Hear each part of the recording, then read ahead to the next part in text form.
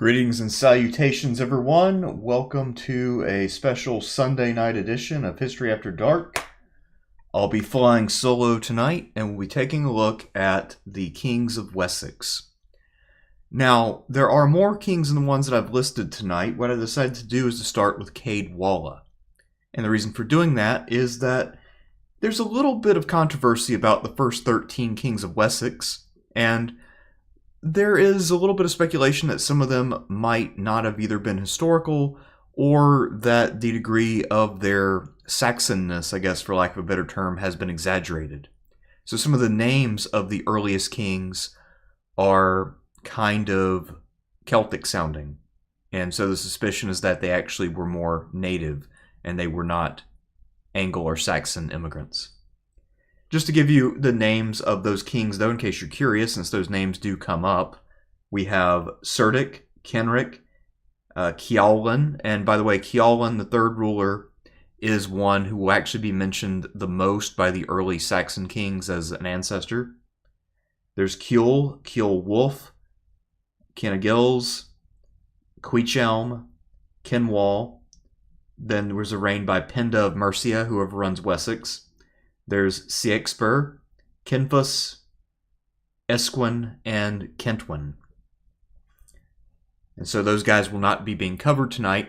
However, if you enjoy this, let me know, and I might consider coming back to do the 13 first kings of Wessex, the so-called Gewissae era. So I might come back and cover them, or I might even be willing to do the kings of Mercia or Northumbria. So those are all possibilities for future streams if you are so inclined. Now, as some of you probably know, I think I've mentioned it recently, I've been doing a lot of reading on the Anglo-Saxons recently because I was teaching a class on Britain. And another thing that got me interested in this period was back around 2016, there was a very popular Twitter account where someone took jokes about Aethelred the Unready and made him like Donald Trump. So Daniel the Unready had a little run on Twitter just kind of parodying the Anglo-Saxon Chronicle, but also, of course, in the style of Donald Trump. And we'll understand the joke better by the end of the stream since Aethelred the Unready is the inspiration for this kind of persona. So it's kind of like if you combine the performance of Aethelred with the personality of Donald Trump. And probably the most iconic of these many tweets from that period is, "Cnut, what a loser. Can't even hold back the sea. It's just water. We're going to be so tough on the sea. Cnut was too soft. Sad." So that was a different time, fun time, sort of, back when, you know, there was an occasional thing that happened on Twitter that was funny rather than it just being all negative and serious and shit. So, let's look at our list and see who we have on the docket for today. As you can see, I got a little bit creative with some of the images because most medieval art is a little boring, frankly. And also, there just aren't that many available images for a lot of these guys. Or the images that are in the manuscripts are just generic pictures of kings with their names on them, which is boring. So I decided to be a little bit more creative, and so these are the images I went with. You'll notice that some of these are actors, and that's because there's a show called The Last Kingdom where a number of the kings of Wessex were portrayed. So, without any further ado, we can begin with our first king, Caedwalla. And let's make sure everything is up and running as it should be. Alright. Good stuff. Now, first up we have Caedwalla. And this is also the beginning of the time when the kings of Wessex will be using the title Kingdom of the West Saxons. So that's actually what Wessex stands for. There's also Essex, Sussex, which is South Saxons. But actually, the Angles left a lot more place names. So the Angles were probably actually a bigger group, but the Saxons, for whatever reason, well, actually, the reason's pretty obvious because Wessex prevailed in the end. Will have the greater impact overall. But the Angles actually seem to be more numerous in the initial migration. Another fun side note while we're on that topic. So the Angles and Saxons not only are more or less identical to each other, but it's also pretty hard to tell the difference between them and the later Vikings. So if you think about Saxon military technology and compare it to what the Vikings had, both in terms of infantry arms and even longships, pretty identical. They fight more or less identically, with some minor differences in tactics. And culturally, aside from the Anglo-Saxons adopting Christianity, there's also not a lot to choose from there either. So that's going to be a major factor once we hit the Viking Age, because the lifestyles of the Danes and the Anglo-Saxons will be very, very compatible. That also helps to explain why some of the earliest kings of England proper will create a new sort of ethnic designation that maybe is inclusive to the Danes. So we'll talk about that as we get there. But first of all, let us not neglect Caedwalla. So, as far as the fate of his predecessor Ceintwain, we don't really learn from the Anglo-Saxon Chronicle, which is our major source, and the thing I consulted the most while compiling this. What it tells us, though, is that Caedwalla is descended from all first of the three kings of the Saxons. So, from Cerdic to Kenric to Ceawlin. Yeah. Until I started really doing the research for this in earnest, I didn't realize how often Ceawlin showed up in these genealogies. And then, of course, later, Cerdic is the one they really focus on more. By the way, to this very day, all rulers of England trace their lineage back to Cerdic. So anyway, Caedwalla is apparently from a cadet branch of that family. So his last ancestor, who was a king of England, his last direct ancestor who had royal power would have been Ceawlin. Caedwalla also had a brother named Mull, and the two of them at one point raided Kent together. And as I mentioned again, the Saxons are very, very similar to the Vikings in almost every way, including going on raids. So even though Viking activities are supposedly this barbarous heathen thing, a lot of Christian Saxons were not above it by any stretch of the imagination. Now, Mull will be installed in Kent at some point, probably either as governor or maybe even as an independent king there. He will then be burned to death by the locals who reject his rule. So Caedwalla will avenge him by ravaging the land once more. After that, Caedwalla will decide to do something that will become pretty standard for Kings of Wessex. He will go on a pilgrimage to Rome, so a journey of spiritual discovery. He will then be baptized by the Pope and take the Christian name Peter. However, he'll then die 7 days later, thus inaugurating another Wessex tradition, which is kings who really struggle to stay alive after they hit adulthood. So Caedwalla will be dead right around the age of 30, and at the time of his death, he was, or at least before he went on pilgrimage, he had left the kingdom in pretty good standing. He had actually managed to gain Kent, Sussex, and Essex. However, those gains would prove to be pretty fleeting, and his successors would struggle to hold on to them. So Caedwalla, one thing I'm holding against him is that his reign was very brief. However, while he was in power, he was clearly very effective. And so I will give him a B for his performance. And I don't think he's a bad way to start off, because he does show a lot of precedents that will become common later on. An early death, the pilgrimage to Rome thing, adding territories that don't stay in the realm. So yeah, no better way to start off than with Caedwalla. His successor will be Ina. And Ina has a different genealogy, but both of them must be related because both of them are descendants of King Ceawlin. It appears that most likely how Ina got to power is that he was selected to be in charge while his cousin was visiting Rome. And then once news of Caedwalla's death arrived back in England, Ina became King of Wessex with the permission of the Witan. By the way, the Witan is kind of like the assembly of the Ealdormen, the Ealdormen, of course, being the nobles. And later that term will evolve into earls. but the ealdormen are just your nobles who often serve as generals and run a lot of the towns when the king isn't there. I'll keep explaining the vocabulary as we go along. I forgot to do that at the beginning, but hopefully it won't be too much of a hindrance.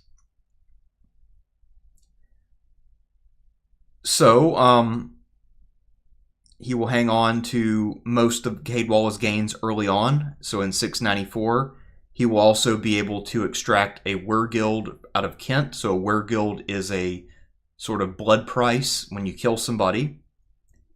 And Kent, of course, had to pay for the offense of murdering his kinsman Mull. So Ina, as a relative of the former king, can also claim kinship with Mull and demand to be recompensed for his death. Ina will actually hold an interesting distinction because he's actually the second Saxon ruler in all of England to issue a law code. And the first one was actually issued in Kent. So there's a good chance that because of the occupation of Kent under Caedwalla, that this idea spread to Wessex and that Ina then directly copied what the Kentish rulers were doing. One thing we'll notice also as we move along is that there's a consolidation in terms of kingdoms. So the number of kingdoms of the Anglo-Saxons will lessen over time. And by the time we get a few rulers in, what we'll see is that really there are only 3 or 4 kingdoms of note, Wessex being one of them, Mercia, Northumbria, and sometimes East Anglia. But the other kingdoms are pretty insubstantial, if we're being honest, at least in terms of being able to affect things outside their own borders. Another interesting thing about Ina is that his father was still alive during the early part of his reign. So his father's name was Kenred, and he will actually be mentioned. He'll play a big role in government during his lifetime. So in this way, Ina is actually all like Darius I of Persia, whose father was alive for about half of his reign and served as a major satrap. And because of Kenred's power and his still being alive and viable at the time, there have even been people who have proposed that Kenred was sort of the regent, and then when the Witan approached him, he made sure the son got elected as the new ruler. But we have no way to know that. That's purely speculation. If you ever have any doubts about why there's so much speculation, just read the Anglo-Saxon Chronicle and see how minimalistic the entries are. So it leaves a whole lot of room for interpretation and even interpolation, where you can kind of add your own details to a certain extent based on probability or analogy or however you try to fill in the gaps. So, Ina, as we mentioned, will not hold on to all the things that his cousin had held, and over time, these territories will be lost to him. So Kent, Essex, and Sussex will all go back to being independent. That being said, he will hold on to the Isle of Wight, which was another gain that Caedwalla had made, and on the new edition side, he will continue to press west into South Wales, which is what Cornwall was being called at the time. So Wales, think of it as the area of England that had not been conquered by the Anglo-Saxons and Jutes. So it's the area held by the former Britons, who are now being called Welsh. So South Wales is Cornwall. There's Wales, as we think of it, that still exists today. And there's also Strathclyde in the north, which is also held by non-Anglo-Saxons. So, as far as Ina's greatest victory, that will come pretty late in his reign in 725, when he will lead an army to defeat the South Saxons, and in the battle he will kill their aetheling. So an aetheling means someone who is worthy of rule, so basically a prince, but specifically a prince who has a legitimate claim to the throne. That means that there are some aethelings who are not really directly in line, but they would be candidates that the Witan could consider. Now, after he wins this great battle, Ina decides to retire early, because just like his cousin, he wants to see Rome, which is the capital of Christianity at the time, and so he will abdicate in 726. He will make it to Rome, and lived there for 2 years until he dies in 728. So Ina is, I think, a pretty average ruler. Does about as well as you'd expect. He does lose some ground, but it was very difficult to maintain permanent power over these other areas that have their own independent traditions of ruling, and they have dynasties that have some local followings. Next up, we have the image I'm most proud of, and that will be the image for Aethelheard, who will rule between 726 and 740. And I figured the only thing I can think of that sounds anything like Aethelheard is Amberheard, so therefore he will be represented by Amberheard as she appeared in the trial with Johnny Depp. So, Aethelheard will come to power in somewhat contested circumstances. He will have a feud with the Aetheling Oswald, and Oswald, of course, will also claim to be a descendant of Ceawlin, as will Aethelheard, but in the end, Aethelheard will prevail. The source, again, is very vague, so it's not clear if Oswald bowed out early or if it took years. But the Chronicle does note that Aetheling Oswald will die in 730, and the fact that they are keeping track of his life and death means that it's probable that he is either an active or passive threat to the throne while he's alive. Now, the real problem for Aethelheard is, aside from being represented by Amberheard, he has the misfortune of being a contemporary of one of the greatest of the kings of this era, Aethelbald of Mercia. And at this time, Aethelbald is Bretwalda in all but name. So what is a Bretwalda? Well, a Bretwalda is basically a high king of England. So he is sort of the hegemonic ruler, the guy who is the most powerful, but doesn't have quite enough authority to just simply annex and unite all of the Angles and Saxons.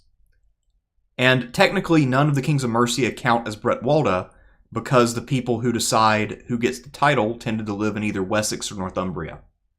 So, really, there are at least two people from Mercia, Aethelbald and later Offa, who should be considered Bretwalda, but don't make the list because of this technicality and the pettiness involved.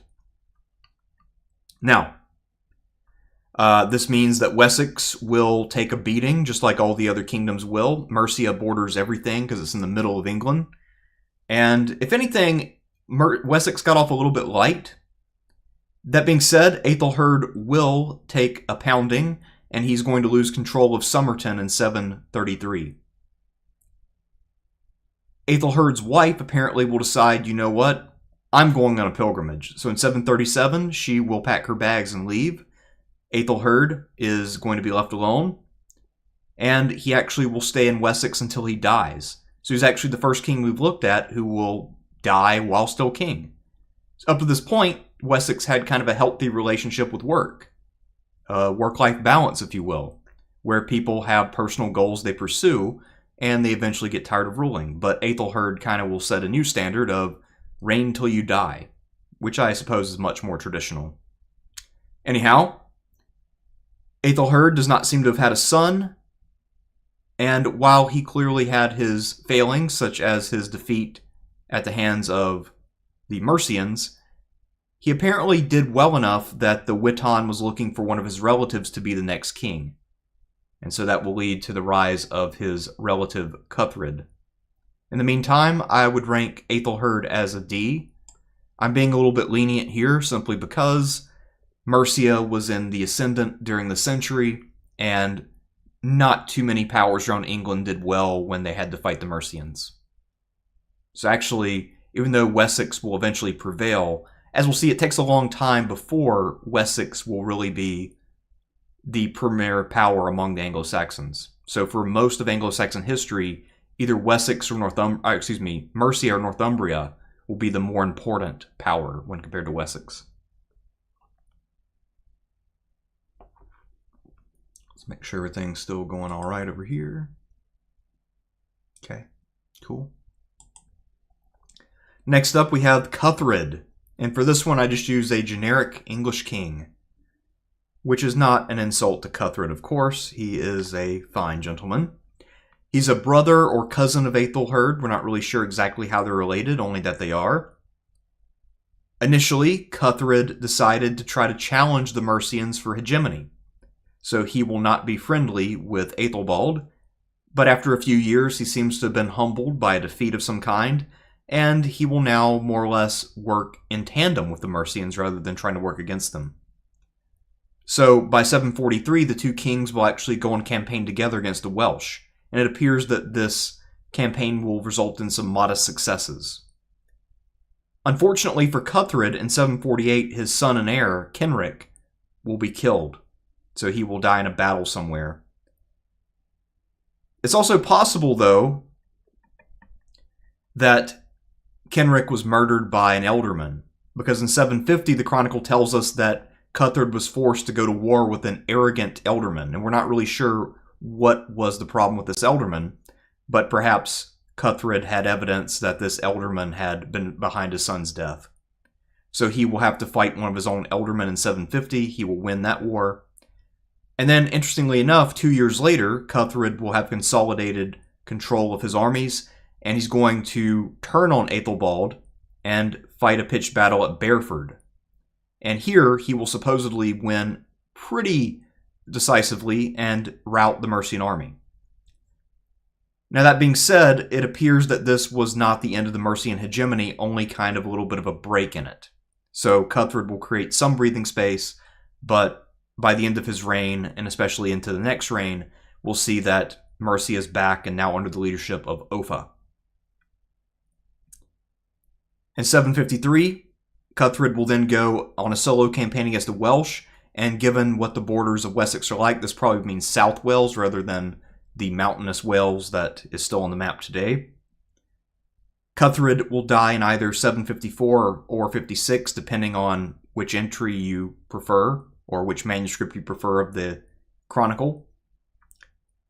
And that also means that he dies right around the same year as Aethelbald. So Aethelbald had survived the battle that he had lost at Beorhtric, and the two of them, who were friends turned rivals, actually rivals turned friends turned rivals again, they will die in the same year, kind of poetically.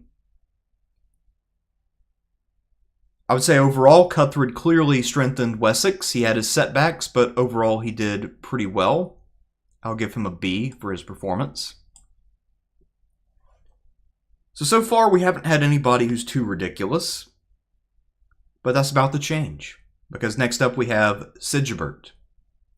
So Sigbert will rule for only 1 year, from 756 to 57. He was a distant kinsman of Cuthred, so most likely a cousin. And the Witan chose him on that basis to be the new king of the West Saxons. However, due to unknown bad behavior, whatever that means, or unjust behavior, excuse me, he will be deposed within a year. It appears that the punishment was intended to be rather gentle. So normally if somebody is kicked out of office as king, it involves murder, but because the kings of the Saxons tended to be kings who ruled by consent and ruled by a little bit of consensus with the Witan, a lot of times they could be deposed peacefully. And so Sigbert was put in control of Hampshire. But even in this lesser role, he proved to still be a little bit temperamentally unsuited for such a job. So as soon as he was settled into Hampshire, he then murders one of his ealdormen, and then that will finally lead to him being taken out by someone. In the meantime, even before he was removed in Hampshire, he had already been replaced by someone else. Now, even though he was dead and he had disgraced himself, his claim to the throne will still be taken up by his brother. So his brother's name will be Cynewulf, and Cynewulf will still be active years later, promoting his brother and saying that his brother effectively was betrayed by the Witan and by the next king of England, or next king of Wessex, Cynewulf. Anyhow, Sigbert was clearly a flaming failure, and he's an F. It's possible that some of this, quote-unquote unjust behavior was made up or incomprehensible to us, but certainly the sources don't go into details. It's hard to say. Speaking of Cynewulf, he will rule for nearly 30 years, from 757 to 786. That being said, the legacy of the fallen Sigbert will continue to haunt him until literally his dying day. I'll just leave that as a bit of foreshadowing. So, Cynewulf was a guy who was related to Sigbert and Cuthred, and he was the one who convinced the aldermen to get rid of Sigbert and put himself in power. It also might be the fact of their relationship by blood that Cynewulf was the one who decided that Sigbert should be spared and put in charge of Hampshire. Let's face it, most coups are not gentle or bloodless. Now, Cynewulf had a lot of experience up to this time. He apparently was at Aethelbald's Mercian court for a number of years, and he even is a witness in at least one charter. So he is not someone inexperienced in government, and he may have been a bit of an outsider in Wessex. So perhaps he had defected, or Wessex had gained the area where he was in control. Maybe he had even defected with that area. Who's to say? Now, given that the chronology of this period that he's reigning early on is a little bit confused, and it's hard to really track the simultaneous developments in Mercia and Wessex, there's also a good chance that Cynewulf actually took power right before Aethelbald was assassinated. So, if that's the case, he might have become friends with the king, and perhaps the Mercians had helped him to gain power. And then, of course, conveniently, the guy who expected things in return for the installation of a Wessex king was dead. So it's possible Cynewulf came in with outside support, but hard to say. Anyway, he will now be independent fully, and he will be a lot like Cuthred in the sense that he will be promoting the independence and power of Wessex. He's also going to get the rule for a pretty long time. He'll rule for 29 years, which is honestly longer than a whole lot of these guys live. And one of his big objects will be to conquer South Wales, and that will be something that occupies many of his descendants for a number of reigns. But he will make some progress in the South Wales, so he's normally considered to be a pretty good king for that reason. His great rival will now be Offa of Mercia. So Offa will be a king after Aethelbald.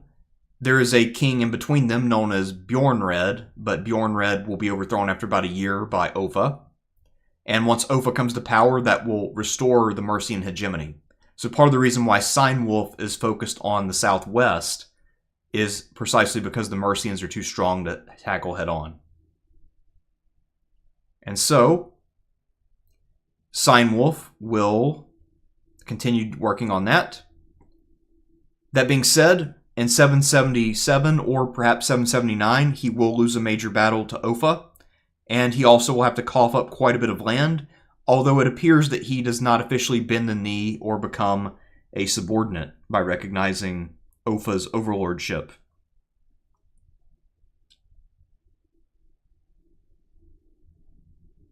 Now, his life will end in some very interesting circumstances. So, the younger brother of the last king, Sigbert, is Cynewulf. And Cynewulf is therefore considered an Aetheling because he has the right bloodline to be king. And Cynewulf, even after nearly 3 decades, is still very pissed off about what he sees as Cynewulf's coup. So Cynewulf hears that Cynewulf is going to visit a mistress. So he's going to go have an assignation with a small group of men. So apparently Cynewulf has spies at the court.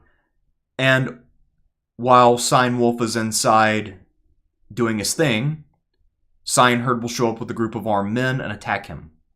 And this will lead to a scuffle where Cynewulf will have to pull up his pants, grab a sword, and run out the door and start fighting. This tumult will attract a bunch of attention, and a lot of the ealdormen will have to rush in to help decide the battle. In the meantime, Cynewulf will badly wound Cynewulf, but even though the ealdormen will intervene on the king's behalf and save him, he still gets wounded himself and will die not too long thereafter. And actually, Cynewulf will also die of his wounds as well. So this will be a kind of tragedy of sorts that takes out two middle-aged men fighting while one of them was just trying to have a little bit of a fun afternoon with the mistress. Now, this incident will become well enough known that the Chronicle will actually list this incident for 755, even though it had to happen the last year of Cynewulf's reign. But because he was so known for dying this way, the Chronicle actually describes his death before they describe the nearly 30 years of his reign, which is a crazy decision from just a composition standpoint. But I guess that's how Alfred wanted the story told, because Alfred was largely the architect of the Anglo-Saxon Chronicle. Anyway, Cynewulf, as represented by Cynewulf, is, in my opinion, a B-tier king. Next up, we have Beorhtric. And when I initially read his name, I didn't really see it as Beorhtric. For some reason, I saw it as Beorhtric. And that's why we have an image of a dancing bear. Anyhow, Beorhtric is a son-in-law of Offa, and for the most part, he's simply a Mercian puppet king. His qualification for office in the Chronicle is that he can trace direct descent to Cerdic. And this will kind of become a new standard for anyone who is trying to vie for power. They will claim to be a descendant of Cerdic. So, how many of them actually can make that claim is an open question, but certainly all of them will make that claim.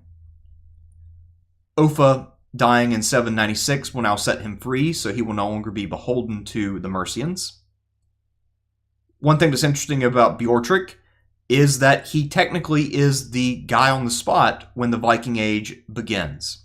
So traditional narratives usually say that the Viking Age begins in England at Lindisfarne, which is up in Northumbria, in 793. However, in the Chronicle, we learned that in 789, 4 years earlier, there was a 3-ship Viking raid into Wessex. And this one was not terribly eventful. So what had happened is that a reeve, sort of a local official, saw those 3 ships lingering around, and he approached them just in a friendly manner to ask them to go to one of the towns where they could conduct trade. But instead of receiving him and then following his instructions, they instead killed him. So this was seen as a kind of weird attack, and it looks like it was a bit more of a mystery than a cause for alarm. And then, of course, when the raids began in earnest, people started to put things together and realize that this was more or less just a Viking scouting group, because once they figured out that most of England was not well defended and that the rivers were navigable, the Viking Age was truly on. So, what's interesting about Beorhtric is that he really doesn't do anything in 16 years. So he has a reasonably long time on the throne, but the only thing the Chronicle notes about him is that he came to power in 786 and died in 802. So I can't really see him as terribly important. The only thing we can say in his favor that keeps him out of the F tier is merely that apparently he brought enough stability that one of the Mercian rulers named Cynewulf decided that he wouldn't attack until after Beorhtric was dead, because he thought that Beorhtric would provide enough strength and stability to create a challenge. So that was the one sign of respect for Beorhtric that makes me think that even though he doesn't get into the Chronicle, that he was not completely and totally useless. But he still doesn't really do anything to justify much of a ranking, so that's why he's making it into the E tier.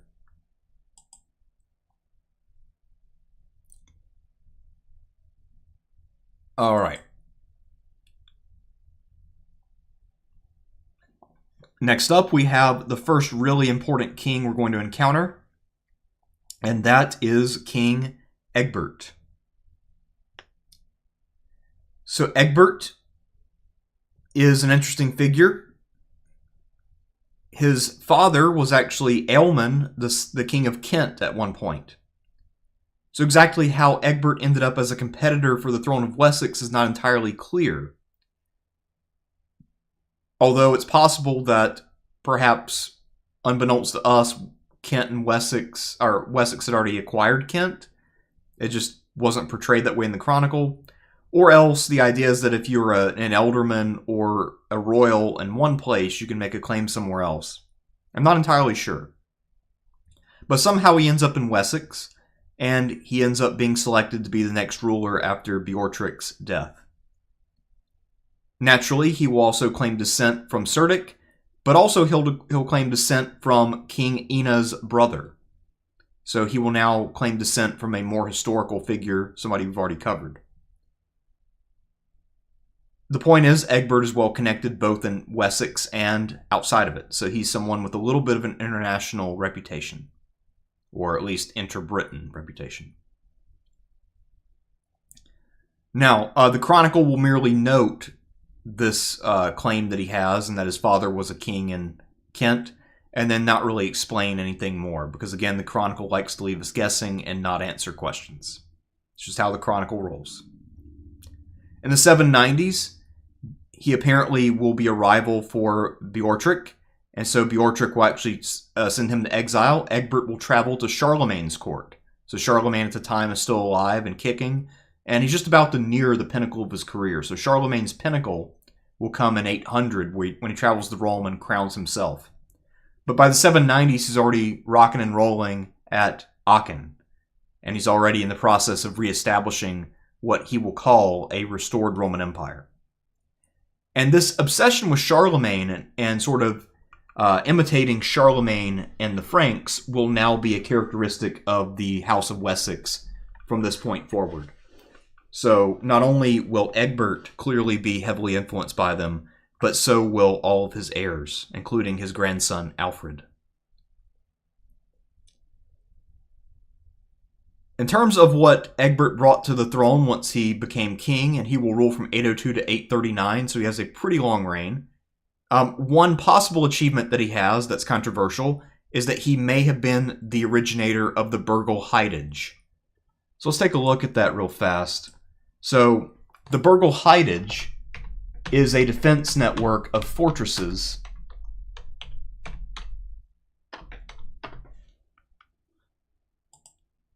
that Wessex created, and the purpose of it is to make it much more difficult for Viking raids to succeed. So the idea is there are fortified centers every so often, and these can be areas where you gather troops, but also you will have watchtowers set up, and you also have a small number of men on duty at any given time. So it's kind of like a militia rotation system. So you've got men manning the fort to hold it, and then you also have towers that keep a lookout for ships. So this system is something that was very key to the survival and success of Wessex, but we don't know exactly when and how it started. The earliest records that we have from it are from the time of Alfred's son, but that doesn't necessarily mean that that's when it originated. So some scholars say it originated as early as Egbert. Others would say it's his son Aethelwulf, and others would say it was Alfred or even Edward. So we have 4 different generations that are possible as originators of the Burgle Heidage. But the Vikings still were more of a nuisance than a true existential threat. I mean, the threat will continue to mount over the course of Egbert's time, as the Vikings will be encouraged by success and come back with greater and greater numbers. But for most of his reign, politics continued as normal, and Wessex's main concern was to try to compete with the other Saxon kingdoms to become supreme. So Egbert will be the first to really make sure that Wessex is the preeminent Saxon power. In 825, he will actually defeat the king of Mercia, Beorhwulf, in a major battle at Ellendune, and that will then officially end Mercian dominance. After that battle, Wessex will then annex a lot of the south part of Mercia. Those gains will prove to be permanent. Then, after the battle, the Mercians will elect a king named Wiglaf. Egbert will then pursue him and chase him into exile. Then he's going to march north into Northumbria, and the king there will actually bend the knee at Dor in late 829. And the Chronicle at this point, which again is West Saxon leaning and created in large part by Egbert's grandson, we'll say that Egbert was now recognized as Bretwalda. In 830, he will then kind of make that clear because he will control London, which still has a mint from the Roman period, and he's going to issue a coin that says that he is king. And I believe the coin is one of the ones like the ones he minted in London.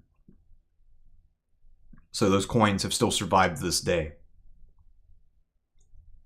However, 830 will probably be about the peak for Egbert, as Wiglaf will quickly recover from his defeat and come back to make a claim on the throne of Mercia. And once Mercia becomes independent again, even if it's reduced by Wessex directly annexing some of the stuff in the south, this still blocks the path up north to Northumbria. And so, effectively, this was a very short period for a Bretwalda to have power. Now, another thing that will start to happen now that we're in the 830s is that the Viking raids will get noticeably worse. So they're starting to intensify, and so Egbert will now need to actually pay attention to those and combat them in person. So at one city, and we're going to see this battle repeated, by the way, but I believe it's at, well, we'll see the name of it later. I'll put it in the notes later, but there's one battle where 25 ships land, and Egbert is on hand to contest their landing. And usually a ship, at least if these are similar to triremes, a lot of these ships will carry around 200 guys, so 25 ships is a few thousand men. Most likely this is not the whole Saxon army coming out to contest, but just a fragment of it with some housecarls and then some local levies. Anyway, there will be a pretty substantial battle. The Danes will win in 833. However, 2 years later, our guy will get his win back by beating the Danes and Welsh in a pitched battle where the Danes and Welsh have fought together. So Egbert has won more battles than he's lost, and he's won the most important ones, but he has shown that it is a point of vulnerability for the Saxons trying to fight the Danes when the Danes have the mobility advantage. By 839, Egbert had been in power for almost 40 years at that point, and he decided that he was growing old and that his best days were behind him. He's probably going to die soon. So he was starting to make arrangements to abdicate and then do the pilgrimage to Rome. But before he could set out, he had a dream. And that dream had God or some angel reveal to him all the sins of England that were causing the horrors of the Viking Age. And so he told the dream to others, and it became pretty renowned in the literature. However, even though he was now apparently having visions, this was not enough to keep him alive long enough to actually go to Rome, and so he will die before he's able to leave England and go visit Rome. So Egbert, one of the most famous of the Kings of Wessex, in my opinion, rates an A. He's our first A of the evening. Quite an important king, and someone who was very successful throughout his reign, even if he probably did not do quite enough to deal with the Viking threat or to consolidate his gains in Mercia, because he'll consolidate some but not all of them. And it's after this period, so this point forward, I think it's safe to say that Wessex is the strongest of the Saxon kingdoms. And a lot of that is simply because the Vikings are now hammering everyone, but they tend to prefer hammering Wessex and Northumbria and East Anglia rather than Wessex.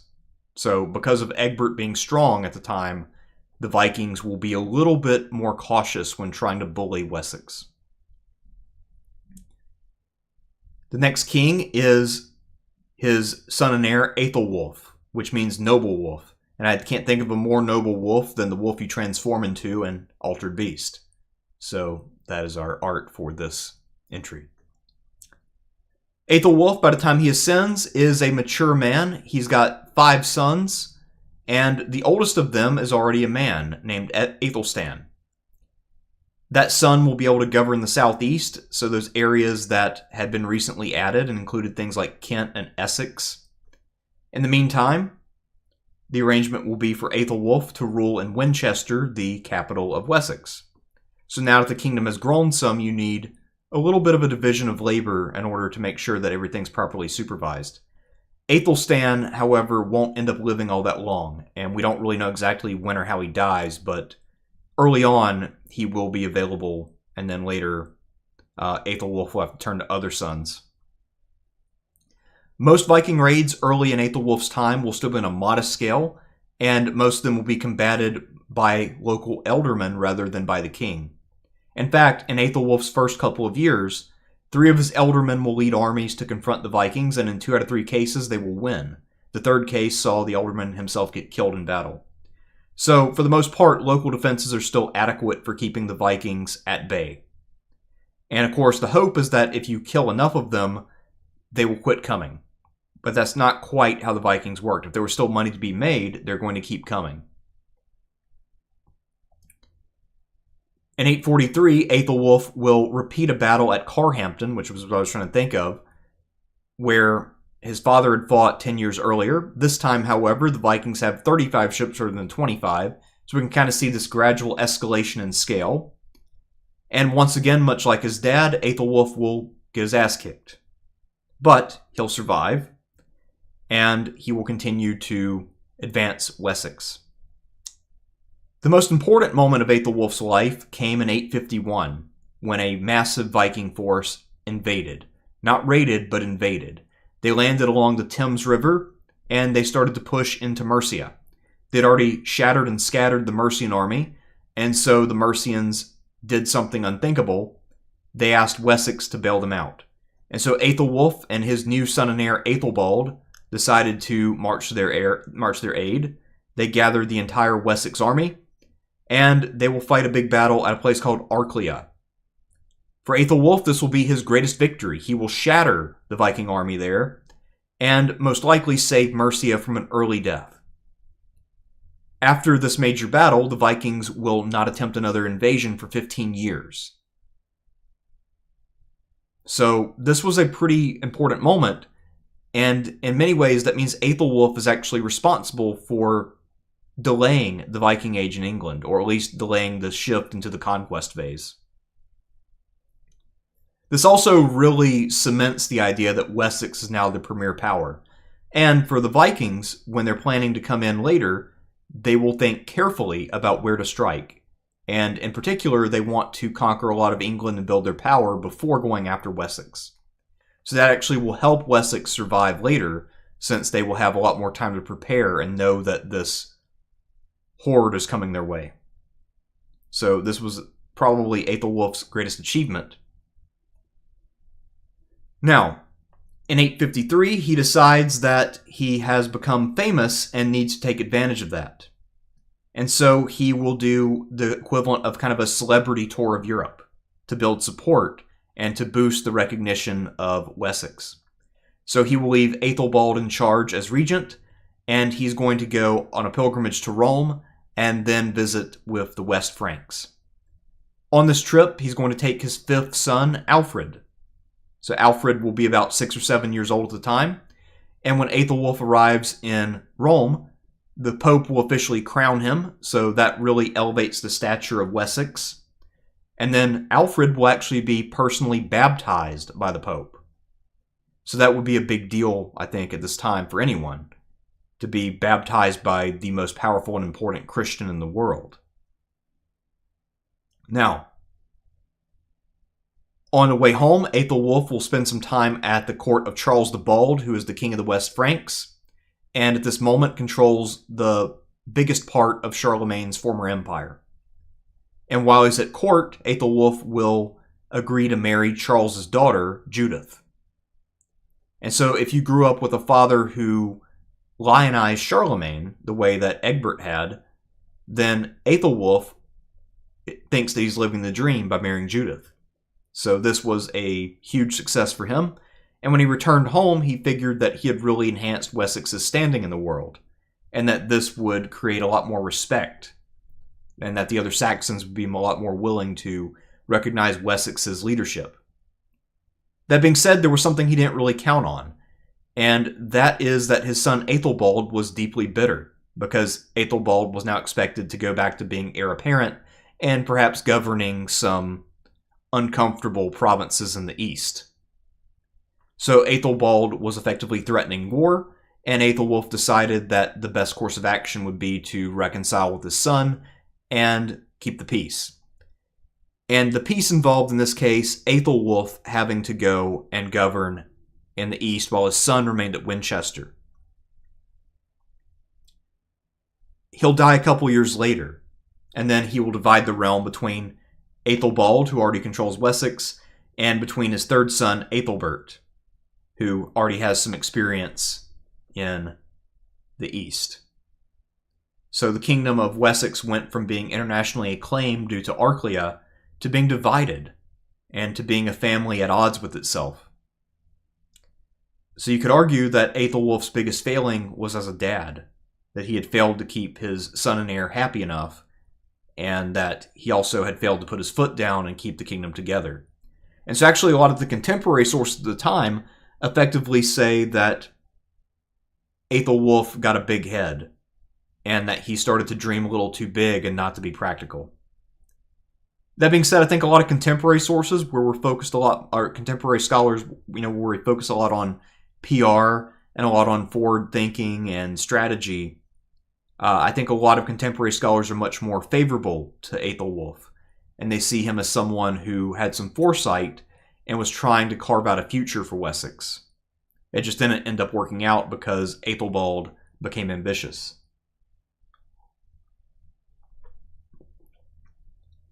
It's hard to rank Aethelwulf, if we're being honest. I tend to be a little more generous to him, and so I'm actually going to give him a B because of his great victory at Arklia. As for his son Aethelbald, represented here by Patrick Stewart, whose bald pate is cut off unfortunately, Aethelbald will do almost everything that he's ever going to do, at least I guess recorded in the Chronicle, while he's still a general under his dad. So he was a co-commander at the famous Battle of Arklia. That's kind of like his highlight. Then he will be a regent while his dad's away in France and Italy. And then as soon as his dad returns, of course, he will demand that his rights be recognized. So why was Aethelbald so bitter, aside from being demoted? Well, most likely his reason for feeling bitterness and fear is that he was afraid that his father would have a child by Judith, and then this child would become the heir. Because, again, his family's obsessed with Charlemagne. And so Aethelbald could reasonably fear that a child with Judith would displace him, especially if his dad were to remain alive long enough that the child could reach their teenage years. So Aethelbald's coup actually kind of makes sense if you're just thinking about self-preservation. But speaking of self-preservation, much like many of these Saxon rulers, Aethelbald will not have the power to live past the age of 30. And so, after just 2 years as sole ruler, and again, he was mostly just ruler in Wessex, he will then die in 860. Now, fortunately for Wessex, the Viking pressure in this time of Aethelbald's intransigence will be much lower, and so this family drama can play out quietly, without really attracting too much international attention. That being said, Aethelbald still could have potentially really screwed things up. But I can't be super harsh when ranking him simply because of his role at Arklia, and then his role holding down the fort when his dad went away. I guess up to this point, to be fair to him too, none of these kings had ever come back from pilgrimage and said, okay, I'm back, hand it over. So Aethelbald faced a unique challenge and a unique question. I'll give him a D. Overall, I think he did more harm than good, but he seems to have been a somewhat capable individual, even if he perhaps was not easy to get along with or lovable. His younger brother, Aethelbert, the third son of Aethelwulf, comes to power with some experience. And by the way, almost all of those generic images that we see in the sources kind of look like this. That's why I didn't use all of them. Would have a little bit of variety. So, he had been governing in the east, sort of under his dad for a couple years. Then he was ruling the east in conjunction with his brother in Wessex. And now for 5 years, from 860 to 865, he will be in control of all of Wessex. The Viking raids will begin to intensify again during his time, but there won't be a major invasion quite yet. So it's still mostly quiet, and there's not that much room to do. Perhaps his one big move, and this is a little bit controversial because it's hard to date things sometimes, but it appears that he will annex some of those eastern holdings that Wessex had picked up from Mercia. So it looks like things like Sussex, which was the former kingdom of the South Saxons, Essex, and Kent, some or all of those areas will now be just annexed straight into Wessex. So those older territories will cease to exist and be part of the kingdom of Wessex proper, part of the kind of core territory of the kingdom. So that's actually pretty big, even if it's administrative and it's kind of just confirming what had already happened in the time of his granddad. It's still important to do that, and that will be important for building up Wessex's power going forward. Again, much like many of these guys, Aethelbert, his biggest failing will be the inability to live past the age of 30. And so he will now die young, and he also will die without heirs. So that leaves his younger brother, Aethelred, as the next king. So as Aethelbert's ranking, I would say he's about average overall. Give him a C. Aethelred I is the earliest member of the House of Wessex to make an appearance on the show Last Kingdom. I think somebody had asked me earlier if Last Kingdom is good history. That would be not so much a no, but a hell no. That being said, it's entertaining, and it does draw attention to the period. It also is a show where it starts off better than it ends. So the early parts of it are not too terrible, and then things get really weird the last few seasons. Amber Heard is a stand-in for Aethelheard. Get it? It sounds like it. I thought it was funny. I don't care.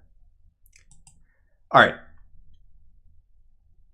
So, Aethelbert the First, or excuse me, Aethelred, sorry. I don't think there is an Aethelbert. No, there was an Aethelbert. We already talked about him, I think. All right. Anyway. Yeah, we just fucking talked about him just a second ago. Aethelred. Now, 865 to 871. One of the problems with the show's depiction is they make him a fair amount older than he really was. So he would probably needed to be at least in his early 40s to fit the show's chronology. Because in the show, one of his sons is already a teenager. Or maybe even like 20. But in reality, Aethelred was only 20 himself when he came to power in 865. He will have to rely pretty heavily upon his younger brother Alfred, who is a couple years younger. So in many ways, at least as Alfred portrays it, the two of them are almost co-rulers. And Alfred is more or less his right-hand man. Aethelred is deeply unlucky. So if the Aethelred II is known as the Unready, really Aethelred I, if he were to take a name, it should be the Unlucky. Because the same year he comes to power unprepared and super young is the same year that the so-called Great Heathen Army lands in England. So despite the fact that the earlier invasion attempt had been turned back by Aethelwulf, there were Viking lords who were willing to try again, frustrated princes who knew they would never be kings of Denmark or Norway. And so 3 brothers named Halfdan, Ivar the Boneless, and Ubba raised up troops and came to England with the idea of conquering it, or at least setting up puppet kings and then ruling through them. And so this would be the greatest threat England had ever faced at this point. And by England, I'm using the term a little bit anachronistically, but you know what I mean, the Saxon kingdoms. Now, so this will land, but because of that respect for Wessex, these Viking lords will first target East Anglia, Northumbria, and Mercia, I believe in that order. All 3 of them will fall very quickly. And so that is kind of a pain in the ass for Aethelred, because Aethelred was hoping to get a little bit more time. He even thought that perhaps one of his neighbors might actually have some success. But actually they will fold very quickly, and they will not put up nearly as much of a fight as he might have hoped, because it will reveal that those kingdoms have been greatly, greatly weakened by Viking raids in the past. And so Wessex is really the only viable kingdom left. But again, it is not in that great of a shape itself, because they have a young ruler, and he only has one potential heir in his younger brother. He's got 2 sons, but they're very, very young. And so Wessex is also not super well equipped to fight at this point. That being said, Aethelred is game, if he's nothing else. And so he will begin to try to build up his forces. There will be raids in the east, including in Kent, which is a part of his holdings.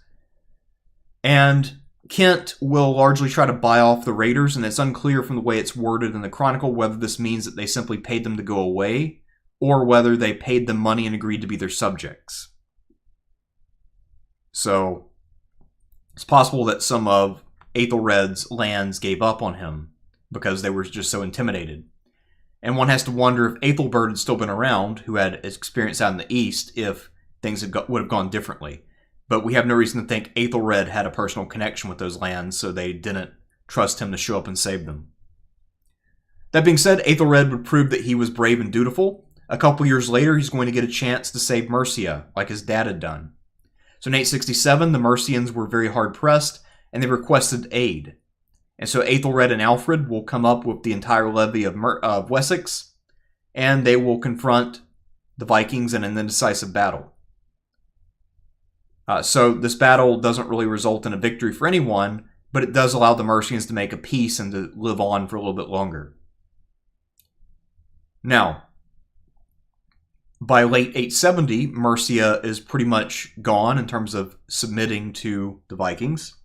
And now the 3 brothers will try to coordinate an assault into Wessex. So Aethelred, starting in late 870 and early 871, will be forced to fight 4 battles in a very short period of time. And he will only win one of them, the second battle. That being said, he will show some moxie and resilience, because that battle he fights and wins came a mere 4 days after a defeat. And trying to rally men to fight again after a defeat that quickly is a difficult and dangerous undertaking, and yet Aethelred did it, and it paid off. Now, that being said, his army was pretty battered, and he himself apparently was either wounded or exhausted by what had been happening. And so now, as he went back to Winchester, he found that he was dying, and he decided that the Witan should probably empower his brother Alfred rather than his 2 sons, because his 2 sons were very young at the time, as I mentioned. And so the Witan will go along with that, and they will select Alfred as the next king. They needed an adult male who could lead the armies, and Alfred was the best choice. That being said, as we'll see, Alfred was not exactly an obvious choice as it might seem. I mean, I guess he was the best available choice, but it doesn't mean he was like the ideal choice, let's put it that way. Aethelred, in terms of his overall performance, pretty dutiful. He didn't have a whole lot of success. However, his early efforts were valiant, and one has to think that Alfred learned quite a bit watching his brother in action and helping to advise him and getting a feel of what does and doesn't work against the Vikings. And so because Aethelred was game, and because he was fighting an unprecedented enemy without a whole lot of experience on his side, I'm going to be very generous and give him a C. I think Aethelred I was actually pretty solid.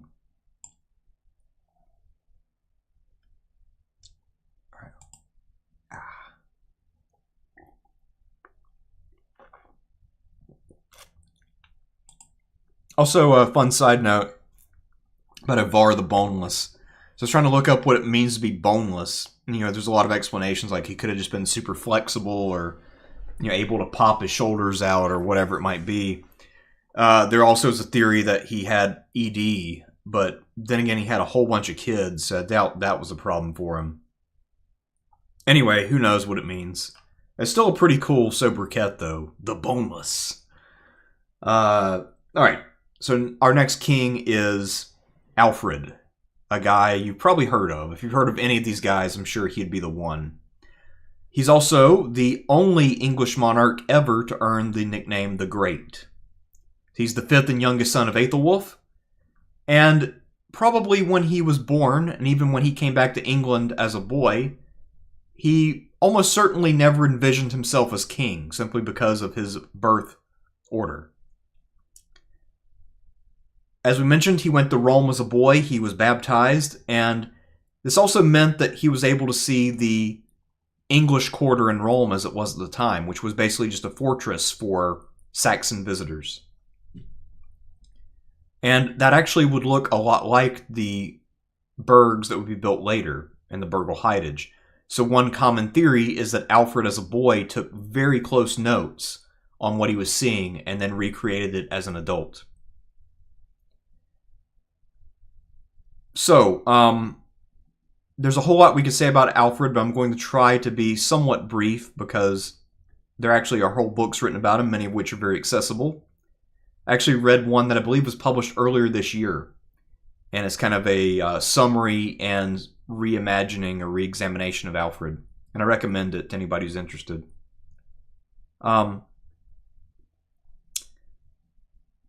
So, as you might imagine, Alfred is the subject of many controversies, many stories. He also is, in many ways, the reason why The Last Kingdom was written. Even though he's not the main character, he looms very large in the background. And if you actually look at Bernard Cornwell's book rather than the show, Alfred looms even larger in the book than he does in the show. Now, let's talk about a few of those legends that surround Alfred. So one is that when he had to go into hiding, and we'll talk about the circumstances of that in a minute, that he had to pose as a peasant man in order to evade captivity, goddammit. It's hard to talk this long without having somebody to converse with. Okay, so Alfred had to evade his pursuers, and he had to take refuge with a woman who was baking bread. And he had no clue whatsoever how to bake bread. And he was also thinking about his next moves and how to come back from exile. And so, as he was thinking about this, the bread started burning and he didn't notice, and the woman chewed him out, and it's called the Legend of Alfred and the Buns or something like that. There's another one that, or at least it's not really a legend, but stories about him by his biographers claim that Alfred was extremely pious and that he always felt guilty about his sexual desires. So apparently as a young man, he had a number of mistresses, and every time he would be with them, he would then repent and beat himself and cry over the weakness of his flesh. Who knows if that's true or not? My theory on that is that Alfred was probably just being canny and playing it up for effect, that he really probably didn't feel that guilty about it, but that he knew that the people who would read about him would relate to what he's saying. The very religious people who were monks and abbots and bishops who thought that that was the proper Christian attitude towards sex. So my theory is that Alfred himself probably didn't have those kind of feelings, but he played it up, and it worked in to his favor, because that's exactly what those kind of writers were looking for in someone that they would lionize. So in other words, Alfred was an excellent propagandist in every way. As we already mentioned, he will create the Anglo-Saxon Chronicle. So that source we've been citing this whole time actually is started and really perfected by Alfred. And it will continue after him. And technically, by the way, the Anglo-Saxon Chronicle will continue being kept even after the Norman conquest. So the Normans, the Anglo-Saxons who are free, will continue to keep records about their new Norman overlords for quite a long time. All right. So Alfred will come in at a pivotal moment in Wessex's history. His brother has just died. His army's exhausted after fighting 4 battles. And Alfred will be forced to try to hang on in the face of overwhelming enemy power. He also has no backup because he at this point still has not sired Edward, his eventual heir, and he also only has 2 nephews who are both small children. So unlike in the show where Aethelwald is already almost an adult, in reality Aethelwald would have been like a toddler. I would say the best thing about the show, while we're on that topic, is Aethelwald, who is very completely unlike anything in real life. But Aethelwald in the show is amazing as a character. So if you ever watch it, look out for Aethelwald. He's the star of the show, in my opinion. Anyhow, Wessex will now receive bad news as well, because within a couple years of Alfred's accession, another army will arrive to reinforce the great heathen army. So another warlord will join the 3 brothers, and now there will be 4 Viking lords ravaging England and Ireland. So Alfred really has his work cut out for him. At one point, he will manage to make a truce with them, so he will trap them somewhere and get them to agree to terms. And in fact, he's so eager to make peace that he agrees to swear oaths on a pagan relic. So despite Alfred's reputation for piety, he's actually a very pragmatic guy. And he will bend his principles a little bit if he thinks that it will create more of a powerful oath. So Alfred is willing to make peace here using pagan relics. And this is in 878. So he thinks he's made peace, and now he's going to celebrate Christmas at Winchester. But by this point, the Vikings have become accustomed to taking advantage of Christians and their gullibility. And so knowing that the Christians will not be manning their walls or anything, and they'll be celebrating Christmas, the Vikings attack on Christmas. They nearly capture Alfred. This would be when he flees and perhaps bakes bread. He goes into the marshes with his family, and meanwhile his whole kingdom is overrun by Vikings. At this point, he refuses to go into exile or to reconcile with the Vikings on their terms and be a puppet, and instead he will live out in the woods for a few months. When spring is about to break, he will then arrange for his various followers to meet him, so they'll rendezvous and form up the army. Then they'll march out to challenge the Vikings. He's then going to win a battle and restore himself to power. There will be a couple of fortresses he'll have to retake, but for the most part he's now back, and from 878 forward, he will now be secure. And after this victory, he actually will expand his ambitions rather than limit them. So perhaps around 886 or so, he will take a new title, and that title is King of the Anglo-Saxons. So he's the last real king in the land. There are other kings in places like Northumbria and Mercia, but they're puppets of the Vikings. And so what Alfred is announcing is that he's now the king of all the Anglo-Saxons. So no matter where you are in England, you can turn to him. And he's not just the West Saxons, he's also the king of the Angles. So it's a pretty wise propaganda move. And it also gives him a lot of leeway in terms of what he can attack and liberate. It's also worth mentioning that Alfred, just like all of the other Saxons, is not above raiding. So despite the fact that the Saxons sometimes made it out as if they were victims of just wanton violence, and they would never do such a thing, the fact is Alfred built a fleet, and most of what that fleet did on the offense was simply raid. And he got away with raiding other Englishmen because he would say, well, they're loyal to the Danes, so fuck them. His exact words, of course. Now, he also had grander ambitions, largely because his marriage helped to set those up. So his wife was named Aelfweard. She was from Mercia. And this means that his heirs, therefore, had Mercian blood. And so they could potentially claim that throne. That's something that he'll take advantage of. So one of his wisest moves will be to marry his daughter Aethelflaed to a sort of hapless older guy named Aethelred. And Aethelflaed will then effectively kind of run Mercia. So he'll install his own puppet ruler in Mercia. And that will become really important later on. Now, speaking of literacy, I mentioned that Aethelflaed knew how to read, which was unusual for a woman at this time. Alfred is actually a massive patron of learning. And in fact, he will make sure all of his kids can read and write. That was not normal at all at this time. It appears that he learned himself, although most modern scholars think that his reputation as a scholar is vastly overstated, if not invented. Simply because it would not have been common at all during his childhood for him to learn that kind of stuff, 1. 2, there's no indication he was ever going to go into the church, so he wouldn't have learned it that way. And in 3, there are little pieces of anecdotal evidence and sources about him that suggest that he actually couldn't read that well. For instance, when he was discussing theology, his bishops would be reading to him. So most likely he did develop literacy, but it was more limited because he gained it later in life. And if you think about the context of his career, after he gets home from Rome, he might have had some time to study, but then he has to be Aethelred's right-hand man. Then he's king, then he's in exile, now he's back. And it's not really until he's an older guy that he would have any real spare time once Wessex is fairly secure. And if you only learn how to read and write when you're middle-aged, you're not going to be that good at it.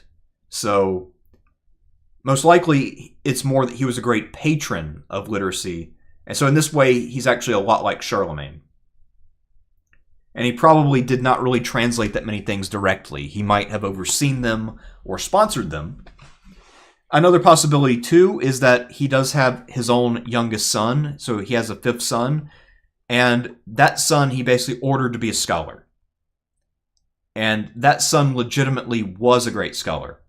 So there's a good chance that the things that he translated have been attributed to Alfred, his father, instead.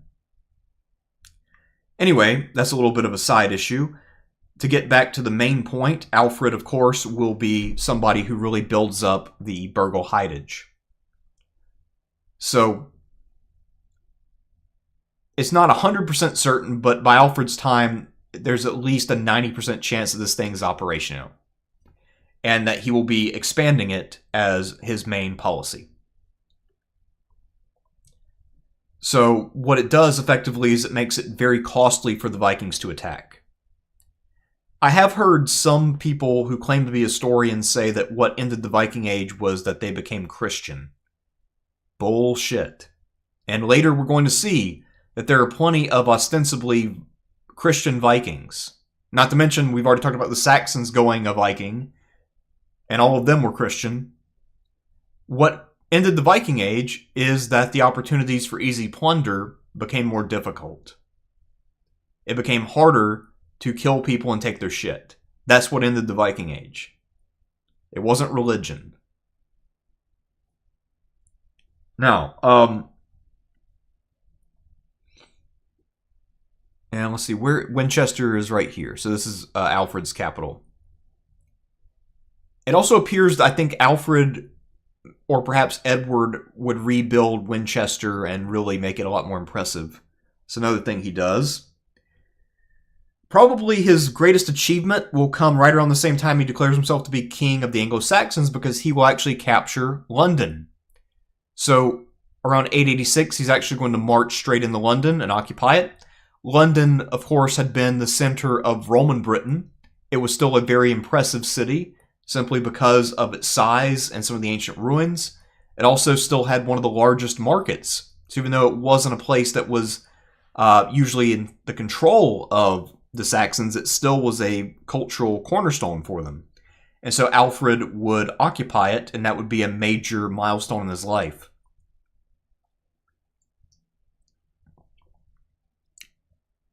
So, when we get to the 890s, Alfred's getting older. He's never been super healthy, by the way. Now he's in his 40s. He's starting to slow down. And so his son Edward is just about of age. He also has some eldermen he trusts. So what normally happens is that he had been at peace with the Vikings for a lot of that time before. He's been building up the Beorhtric. Now the Vikings realize they're in trouble and they start to attack him hard. But now the defenses will hold. So the system is very much working. And what Alfred will do is to stick close to Winchester and fight locally. So he might fight here, for instance, at Wareham. Meanwhile, the harder, larger battles on the frontier he will entrust to Edward or to one of his generals. So Alfred was somebody who understood his own limitations and functioned better as a commander-in-chief and coordinator than he did as someone who had to micromanage. So knowing how to delegate was another skill he clearly did have. Let's see. So by the time that he's about to die, he also realizes that his son might be challenged by his surviving nephew, Aethelwald. By this point, Aethelwald is an adult. One thing the show never mentioned is that Aethelwald actually had an older brother named Aethelhelm who had already died. So part of the brilliance of Alfred is that when he made Aethelflaed the Lady of Mercia, that meant that Edward, when he was fighting Aethelwald, would now be able to call upon the entire Mercian army. So at this point, Mercia was too proud to just be annexed, but it's under Aethelflaed. And so the idea is Aethelflaed can help Edward take power, the two of them can work together, and then merge later. And that's exactly what will happen.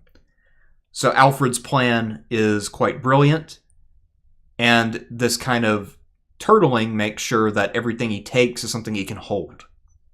Because Vikings are very opportunistic. So they understand their danger, and they do try to deal with them in the 790s, but they fail.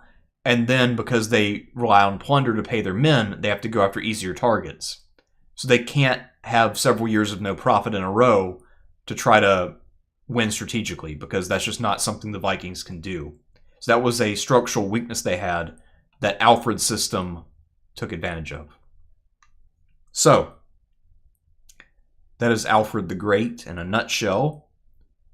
Again, there's plenty more we could say. There are biographies of him, both from the time. There are modern books written about him. There are books about the Anglo-Saxon kings that focus on him primarily. He might be a bit overrated simply because, again, he kept the books. That being said, his achievements are such that I think he deserves his title the Great. And I think he deserves to be in the S tier. So Alfred, welcome to the S tier. You're probably going to get kind of lonely up there.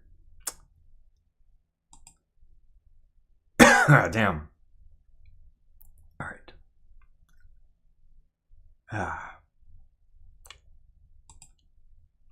Next up, we have Edward the Elder, who will rule for a quarter century from 899 to 924. As we mentioned, he was already an experienced commander by the time he came to power. He had won a number of battles on his father's behalf in the 890s. Now, unlike in the Last Kingdom, where Edward is done very dirty, there's no indication that he was petty, that he was vengeful or tyrannical. There's also no indication that he was a pretty boy. So in the show, of course, he's kind of like 1990s Shawn Michaels in terms of both personality and looks and everything else. But in reality, we don't really know that much about him personality-wise. It appears, if anything, he was probably not that difficult to get along with because he worked hand in glove with his sister and brother-in-law without any real tension. So Edward was actually a very talented ruler, very comparable to his dad, and I don't really know why the show treated them like they did. Really, the problem that he has in terms of his reputation is that he's bookended by two better-known kings, his father Alfred and his son Aethelstan, and he also has a very famous sister. So Aethelflaed gets a lot of attention because she's so unusual. She's basically a female ruler. And so Edward tends to get neglected just because of when he existed. But I think it's unfair to him.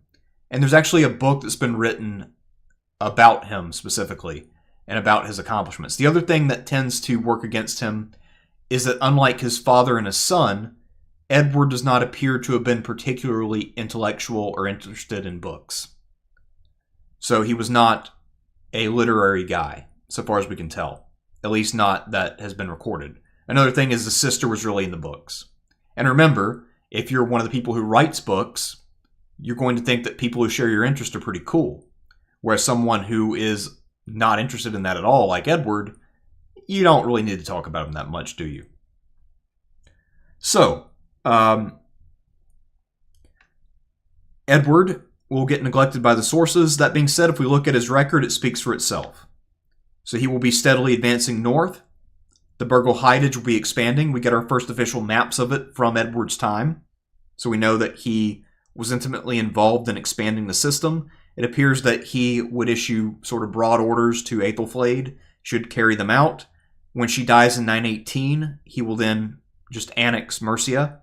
So Wessex will now be much bigger, and he will continue to succeed. One thing that's really impressive about Edward that I don't think applies to anyone else, so far as I know, is that Edward did not lose a battle. Ever. So if we look at when he was Aetheling and when he's king, Edward has 0 losses in his career. And given that the sources, again, are pretty lukewarm about him, if he had lost a battle, we would surely know. But they're silent on that. Every battle that he fights is usually pretty big, and he wins. So this guy's an excellent general, and a pretty good administrator. The only thing we can really hold against him that might keep him out of the S tier is simply that he's a successor king. He's just Alfred 2.0 in most ways. So he doesn't really have the originality of Alfred, but he just carries things out really well. So he's just a very competent administrator, a very competent executor of a strategy. So I will give Edward an A tier ranking, but I could actually see a case for S tier for Edward. I guess it depends on what you value. But yeah, I mean, he's clearly extremely good at what he did. Probably the most underrated guy on the list, and someone who's definitely, I think, who was done very, very dirty by the show The Last Kingdom. So the most unfair and inaccurate portrayal of all. I would say his portrayal is more inaccurate than that of Uhtred, who didn't even fucking exist at that time. That's how bad it was. All right. Next up, we have Aelfweard. So if we want to get technical, the name Edward in Old English would be Aelfweard, but of course I'm not going to say that shit like 20 times talking about Edward the Elder. He does have a son who shares his name. He's the eldest son of Edward's second marriage.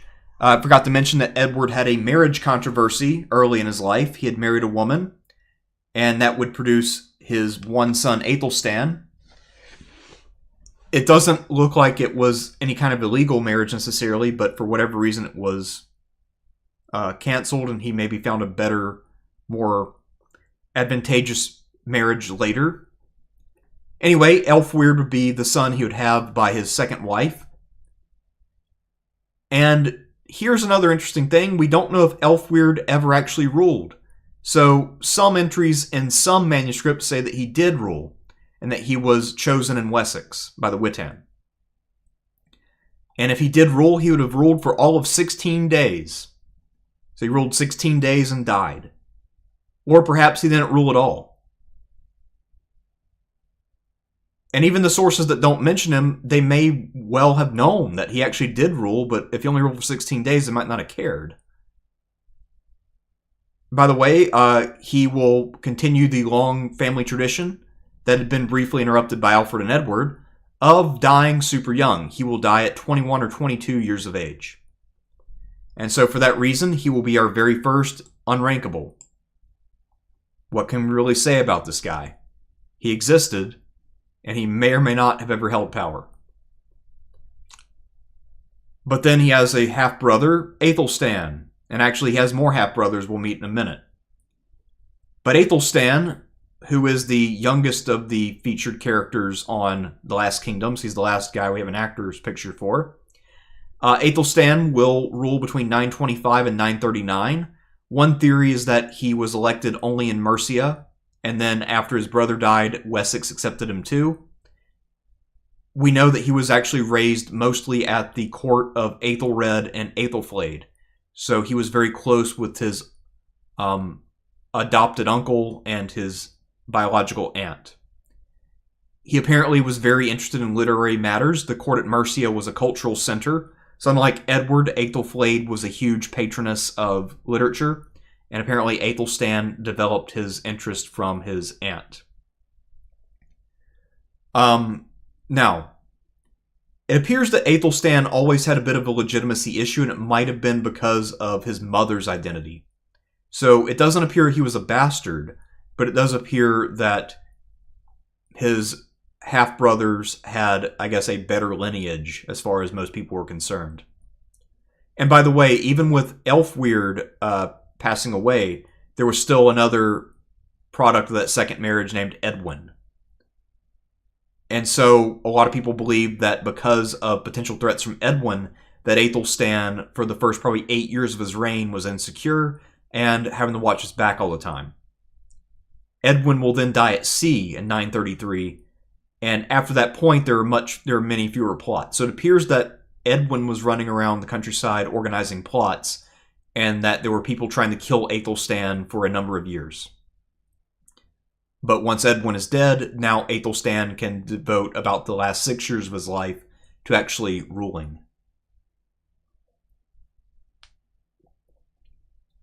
He also was already an experienced commander by the time he came of age, or came to power, because his aunt and uncle allowed him to actually command men. So he's got pretty good experience coming in. Because of his learning background, he will actually promote a pretty big Latin revival in England. So the Latin language will now be taught more. Also, Canterbury will become a center of learning under his guidance. Not only for English, but for Latin. So you can go there and get a decent-ish education if you are looking to be a churchman. By the way, you'll notice I used the term England. That's because Aethelstan is mostly famous for being the very first person to call himself the King of the English. So this is most likely a way for him to encompass Anglo-Saxons, Jutes, and Danes, and possibly Welsh as well, and Scots and whoever else, under one heading that's kind of a made-up ethnicity. So even though English clearly derives from Angle, it's a made-up word. And it's probably made up with the recognition that this new land has a sort of internal diversity, and the best way to create unity will be to invent a new ethnicity that encompasses what's already there. And so in this way, Aethelstan will prove to be brilliant, because that term, of course, will stick around to the present. In the meantime, of course, he will famously not be married. Pretty unusual decision for a king. And there's been a lot of speculation about why he chose not to marry. So the most common explanation is that because his legitimacy was being questioned by others, he figured it might be best if he doesn't procreate, so that way his half-brothers will stay more loyal because they know that they'll eventually get a shot, or at the worst, their sons will. So that's a fairly plausible explanation for why he might not be married. Of course, there could be any number of things wrong with him medically, who knows. But in the show The Last Kingdom, they pursued the idea that he was gay, which is also a possibility, of course. In the show, they have him actually be seduced by a Dane who is very good at pretending to be a Christian. And the show also suggests that Aethelstan's piety stems from his guilt over gay stuff. So his guilt over desiring men. Whether that's the case, of course, we will never know. But that little subplot actually was fairly well done because it really set up intrigue and gave Aethelstan a weakness. Because Aethelstan, unlike Edward, was not really portrayed as a villain, merely as someone who had some flaws that he had to overcome. And someone who had to kind of figure himself out a little bit. So Aethelstan was an interesting character, albeit a very speculative one in the show. And let's face it, honeypot devices always kind of work. Especially if you have, a young character who's not very world-wise. Anyhow, his biggest achievement, aside from becoming King of the English, will be that he will finally subdue Northumbria, at least kind of on a provisional basis. As we'll see, many of his heirs will have to continue to fight for Northumbria. So Northumbria will prove to be by far the most stubborn of the kingdoms, and partly that's because a lot of Danes are settled here, who don't want to be a part of this new English experiment. And so he will march north and fight the Battle of Brunanburg in 937. And the immediate context of this is that in York, the Northumbrian leaders had summoned a new king. So there was a king named Olaf from Dublin. So Dublin is a Viking city in Ireland, and there was kind of a Norse-Irish dynasty there under Olaf. They invited Olaf over to be their king in Northumbria. And to support Olaf, they built up a coalition of the Scots, or the Proto-Scots in this case, if you want to get super technical, Strathclyde, that one sort of North Welsh kingdom, and, of course, Northumbria itself. So it's kind of a coalition of everybody versus England. So it's a must-win battle, and Aethelstan wins. Now, after he's dead, Olaf will return and actually become king of Northumbria, but by this point, England had proven its might.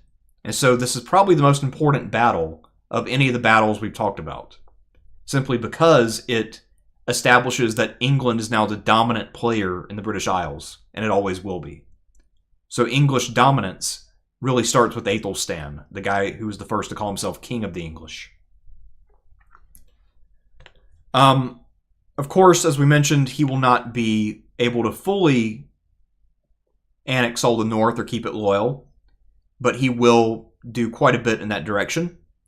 He also will be a great builder, so he was known for his piety. He builds a lot of churches, a lot of monasteries, he collects a lot of relics, and he also will be active in international diplomacy, so he's going to pick up where Aethelwulf left off a long time ago.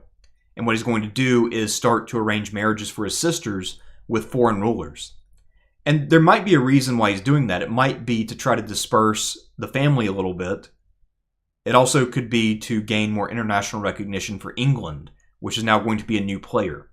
And so for the first time in a very long time, really since the fall of Roman Britain, England will now be actually kind of relevant to continental Europe and not just Scandinavia. So Aethelstan is, I believe, another A-tier king. Quite good. You could make a case that maybe marrying into those families in Europe was actually a bit of a mistake, since that will now create claims of inheritance that will kind of bite these guys in the ass. Spoilers. But I think it was a sensible move at the time and a natural move forward. Next up we have Edmund I, who is the eldest son of Edward the Elder by his third wife. So Edward the Elder has 3 marriages, and now we're going to see the sons of that last marriage. So Edmund, of course, will come to power when his childless half-brother Aethelstan passes away. And he himself will be married twice, but both of his sons are only from his first marriage, and they will both be kings in due time. We'll meet them in a bit. Their names are Eadwig and Edgar. By and large, Edmund will continue what Aethelstan does, including in the realm of learning. So, in many ways, nothing really changes when Aethelstan dies. And that has actually led to a fair amount of speculation that some of the things we attribute to Aethelstan actually might have been more Edmund. Or that maybe he should share in the credit, since he continued it enough that it wouldn't have really come to pass without his continued approval. This is also when we start to have speculation that there was kind of a governing council in England, kind of a deep state of sorts, consisting of a guy named Aethelstan the Half-King, who was a high-ranking elderman. There's also Edmund's, I believe, mother, or maybe wife. A number of people who are around for multiple reigns who apparently are very good at governing. Anyway, Edmund will be a relatively well-regarded king. He'll rule from 939 to 946. This will also be the beginnings of the Benedictine movement. It won't really come to its full maturity for a while, but it sort of starts to stir in Edmund's time. He'll encourage it. One thing he'll be better known for, though, is that there will be a kind of wave of piety by noblewomen who want to become nuns. And to sort of assist them and maybe gain some cred with their families who are wealthy and influential, Edmund will donate a bunch of money to abbeys. And so that will be one of his major things he does. He also will have an odd death, though. So unlike a lot of these guys who die of ill health at the age of 27, he will die in a brawl with an outlaw. So the official story from a much later source is that an outlaw was threatening a local official, and Edmund intervened and fought the guy and got mortally wounded. Other people in the modern era have interpreted this as a political assassination. But again, when you have a source like the Anglo-Saxon Chronicle, who knows? So something weird might have happened, but it might have just been exactly as it sounded here. Maybe he intervened and fought while drunk or something like that, and they tried to make it out to sound more noble than it was. Who's to say? That being said, things do go well under his leadership, and so I think he deserves a B. Now, when he dies, his sons are still very young, and so the Witan will turn to his brother Eadred. By the way, one thing that's interesting about this period is that after Aethelstan, things are pretty quiet for a while. So not only do you have this permanent council of people who are very competent, but you also have a period where the Vikings are temporarily not an issue. And where Northumbria will challenge sometimes, but that's only one challenger compared to normal. And you also, of course, are still fighting the Welsh. I believe by this time South Wales is conquered, but you still have the threat of, Wales, the main part of it. But nonetheless, for the most part, things are pretty peaceful by the standards of the Middle Ages. So Eadred will be the second son of Edward the Elder's third marriage, and he will now be king. He appears to be very good at getting along with his brothers. So he had been at Aethelstan's court in the last years. He was then Edmund's right-hand man for many years. So Eadred is pretty experienced by the time he comes to power, despite still being very young. He also will retain all the same advisors. So once again, we have a very smooth transition of power, not a whole lot of friction. It appears also Eadred might have actually had good health for a while. So while he will not end up being very long-lived, he will have some vigor during his 9 years in power. Even as his health fails in the last couple of years, though, he will govern from bed and apparently still be able to do so relatively effectively. So the biggest challenge that he will face will come early in his reign, when the North will try once again to break away, and they will have support from the sort of proto-Scots. Their plan, once again, will be to get a Viking king. And so the city of York will invite a man who had once been king of Norway and would forever be a fratricide, and that is Eric Bloodaxe.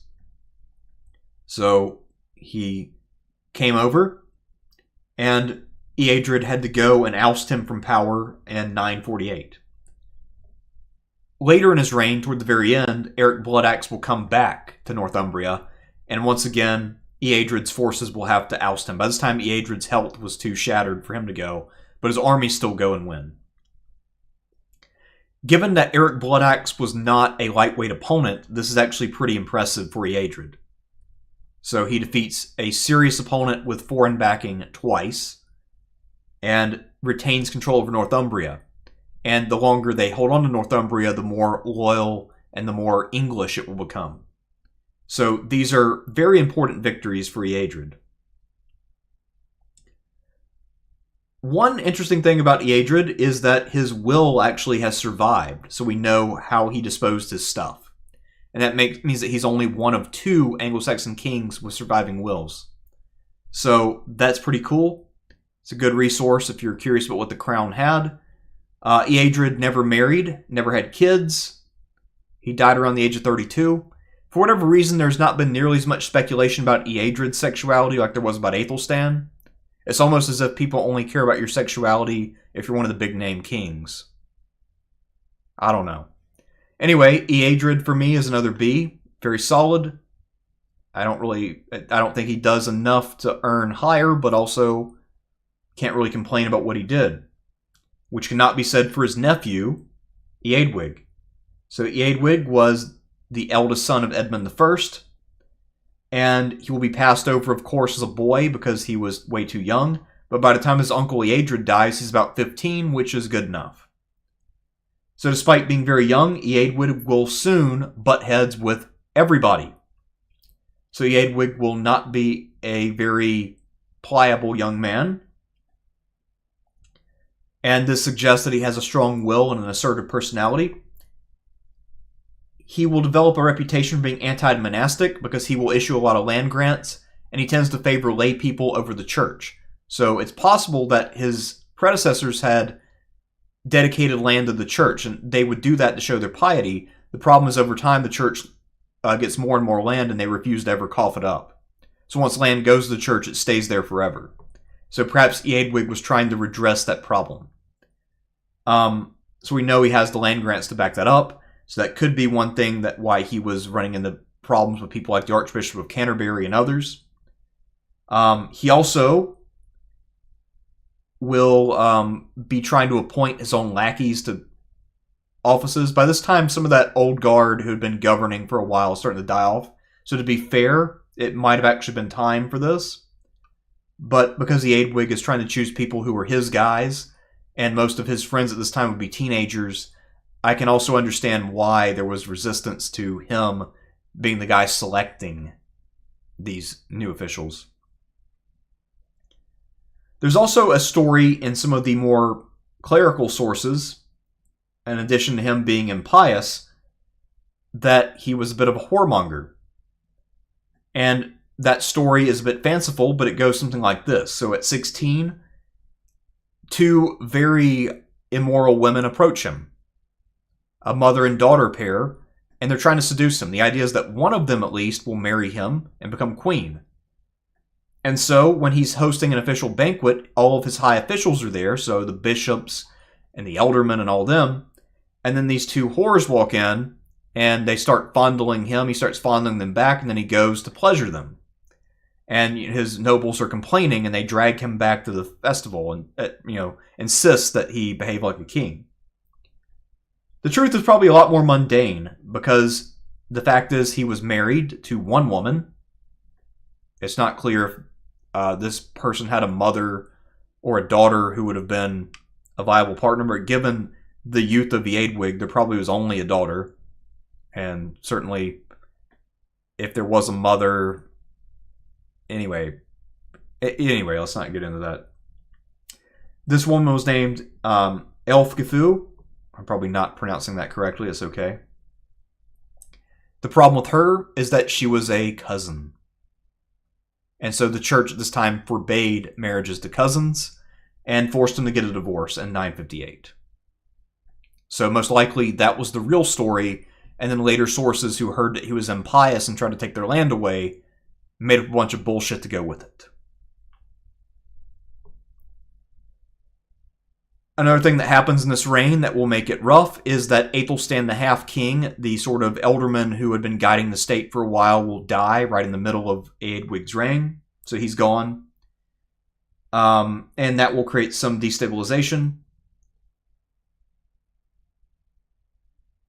That being said, we can't really say that much about the guy. As far as his death, it appears it was kind of a fluke illness, and he will be dead by 959 at the age of 19. Yet the sources continued to pile it on, even though he really didn't do that much aside from marry his cousin and try to assert his power a little bit. His younger brother is Edgar. Edgar will rule for 16 years, starting in 959, going to 975. And despite the fact that this is a fairly lengthy reign, we don't know a whole lot about Edgar. So Edgar's reign is not very well documented unless you count a bunch of stuff about the church. So we know about church grants and bishops and whatever, but nothing of interest really. This is a time mostly of peace. At first, there was actually a division between the two brothers. So it appears that a lot of the eldermen refused to keep following Eadwig. And so they appointed Edgar to rule the north. So everything from Mercia north, so divided the Thames. But then, of course, when Eadwig is dead, Edgar gets the whole thing. His involvement in that plot is unclear. He would have been very young at the time, but I think is probably still conniving enough to push for that. One thing to keep in mind is even though a lot of people try to look at Edgar as a pious man who really would never do anyone harm, the sources are hostile to his brother. And because Edgar's in power for 16 years, and presumably could read and write, he was aware of that. So apparently he was okay with blackening his brother's name. So he must have been party to this on some level, otherwise it wouldn't have been happening. Keep that in mind. Now, he really wasn't that active. He kept a low profile. The reign's boring. It's mostly just church shit. So I'm just going to rate him and move on. Edgar is a C. Seems like a pretty average king. Not a whole lot to say. Next up, we have his son, Edward the Martyr. So we have two sons. One of whom we're going to be talking about for a long time. The other of whom we will not be talking about very long. Rest my throat for a second, see what's happening. Alright, so looks like everything's still going. Cool. Alright, no interruptions, no problems. It's always what I like. Okay, Edward the Martyr. So he rules for 3 years. He's about 12 when he comes to power. And it appears that there was a power struggle between a pro-Edgar faction and a pro-Aethelred faction. So those are the two brothers.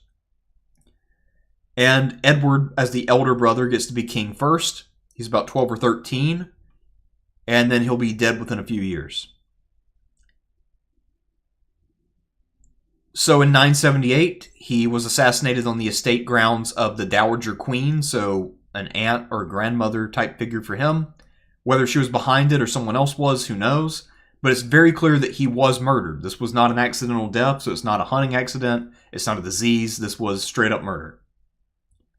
The culprit is never named, by the way. But most likely, it was by someone who wanted Aethelred to be king. So someone who murdered Edward to get to Aethelred. The post-Norman sources all assume that the Dowager Queen was the murderer, but again, that's an assumption from 100 plus years later. That can't be proven. So it is a genuine mystery. So unsolved mysteries, when they come back for a new season, they need to investigate the murder of Edward the Martyr. What makes him a martyr is not that he was interesting in any way, but rather that it was considered to be deeply impious to kill a king, because kings are appointed by God. And so this was a religious crime. That's probably also why no one came forward with a bloody dagger and took credit for it. So whoever did this disappeared very quickly and was never apprehended. But again, the most likely explanation is that it was someone who wanted to see Aethelred ascend. So Edward dies and he becomes a martyr just simply for taking a dagger. And I think he might have achieved sainthood for that too. So pretty low bar. We can't really rank this guy. Not anything to say aside from the fact that he got killed. But the next guy we can say a whole lot about, and that's Aethelred II the Unready, who has 2 reigns, starting first in 978 going to 1013, and then a second reign from 1014 to 16. And if assassins did indeed kill his brother to get this guy into power, they really did a whole lot of work for very little reward, because Aethelred the Unready would prove to not really be worth that much sweat. The name Aethelred means something like well-advised, or nobly advised, but the cognomen Unready means something like poorly advised. So it's kind of a play on words, and it suggests that maybe he's a bit indecisive, that he bounces back and forth, and as we'll see, that's definitely the case. Another thing is to remember with kings, a lot of times it is standard to blame their advisors and then pretend that they are just misguided but not bad people. And so that's another reason why this nickname makes sense in the medieval context. It's worth noting, though, no one called him the Unready to his face or even in his lifetime. So that nickname actually was assigned to him in the 1180s, in the Norman era. And it was by somebody who clearly understood Old English and knew the pun. Now, Aethelred really, again, is more unlucky than anything and also untalented, but we'll get there. So, things have been quiet for a long time. And again, we had good advisors for a long time. Those advisors have all aged out, so they're either very old or they're dead. And now the Vikings are back. So after a long absence, Vikings are again raiding England.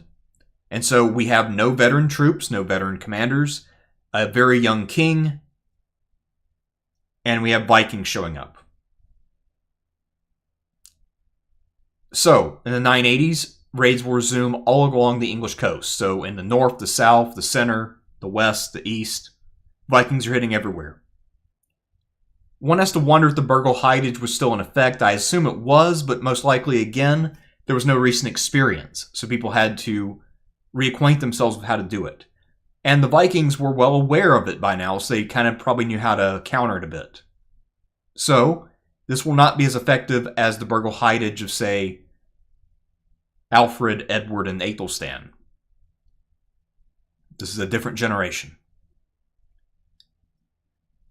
Now, both Norway and Denmark will have unified thrones by this time, and their rulers themselves will now be long acquainted with the practice of Viking. And so they will come in person in many cases to get money out of England. That being said, Aethelred for a while very much believed that his generals would defeat the enemy and cure the problem. He himself, so far as I know, never actually showed up and fought in person. Perhaps because it was too far to go, or perhaps because he was not a very much lead from the front kind of guy. I don't know. But Aethelred tended to rely upon his commanders so far as I'm aware. And I really wish I'd had enough time to look that up in the Chronicle to see if it talks about him going to battle. But the few battles I'm familiar with, he was not present for. And the most important battle of his career is the Battle of Maldon in 991. In fact, this battle is so momentous that an Old English poem laments the results. The English were soundly beaten. Aethelred agreed to a heavy tribute, and the idea is that he's going to pay the Danes rather than allow them to go and steal stuff. This was not an unusual way to deal with the Vikings, by the way. This has been something that a lot of rulers for a long time had been doing. The one concession he demanded, though, is that King Olaf of Norway convert to Christianity. Olaf agreed, took his money, and went home. And for his part, Olaf honored the oath. He did not raid anymore personally, but he also didn't stop any of his men from doing it, and they kept it up. So, Aethelred bought peace at a high price, and it turned out to be a defective product. So that happens in 994. He will continue to try to pay off these guys. It will work with mixed success. Some years the Vikings are gone, some years they show back up. So the Vikings are still hitting other places as well, so it's not just hitting England. In fact, in the year 1001, there's peace in England, and Aethelred will actually mount an offense up north, and he's going to attack Strathclyde. We don't know anything about the results of the campaign, but it's actually possible he won that campaign. So it's possible that he actually had a victory to his credit. We don't really know, though. We do know that not too long after that, Strathclyde will get absorbed by Scotland and become part of the Lowlands. And so it's possible that Aethelred helped Scotland indirectly by weakening Strathclyde. If so, this was literally his only real success. The next year, he had gotten tired of paying the Danegeld, which is the name of the payment to the Danes. And so what he decided to do, perhaps on bad advice, perhaps it was his idea, was to take advantage of the Danes being off guard and attack them during a holiday. So by this point, a lot of the Danes are Christians. They're celebrating St. Bryce's Day on November 2nd. And much to their surprise, the English show up and start massacring them while they're just living their lives. So the English, once again, do some Viking. So the Danelaw, many people are killed, and it appears that one of the victims was the sister of Sweyn Forkbeard, who was the new king of Denmark. And his response was to invade England. So he was very pissed about this, and he eventually will develop a desire for the English throne, which he will take, as we'll talk about later. This will be a very bitter struggle, and the biggest flaw of all is that Aethelred will lose public support. So despite being an English king, many in the public, including many ealdormen, will sympathize with the Danes because they feel like Aethelred is actually morally worse. So the moral high ground is lost, and also the feeling that Aethelred is a competent protector has long been lost. So Aethelred is now very, very weak. And he's going to get hammered throughout this entire decade by almost every enemy imaginable. So in 1007, he will be forced to purchase peace again to get rid of his enemies. He will then build up a better fleet, and the idea is he's going to stop them off the coast. The problem is the guy he appoints to be his admiral proves to be a bit of a pirate by nature, and begins to raid others. And Aethelred will then start to doubt this guy's loyalty and ability, and he's also very reluctant to risk this big investment that he just made in the fleet. And so when the time comes to intercept the next landing, Aethelred is reluctant to order an engagement. And so his fleet kind of just sits out there and doesn't do anything. Then there's a big invasion in 1009 by Thorkel the Tall and his brother. And this will bring England to the brink of collapse until Aethelred will agree to pay a princely sum to get rid of these guys in 1012. Now by this time, Sweyn in Denmark is really smelling blood in the water. And so now he invades with his whole army, and because a number of local lords are completely disgusted with Aethelred, they will rise up and help him. So actually, the Danes have legitimate support in England. And this again goes back to the flexibility of the term English, and also the cultural compatibility that had already been there the whole time. That had been lessened even more by the fact that most of the Danes and Norwegians at this point, at least a lot of them, are becoming Christian. So, they're also related languages, by the way. So they're not that different at this time because, again, that French influence isn't there yet.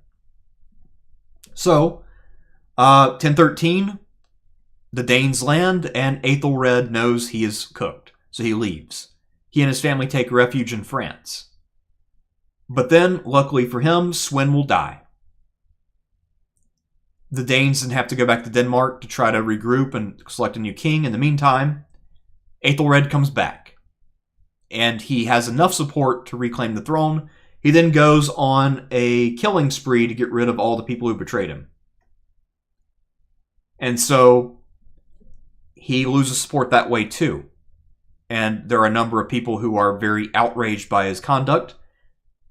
Another problem is that he knows that Sweyn's heir in England will be Cnut, and that Cnut plans to come back in force. So Aethelred and his son and heir Edmund began to make preparations.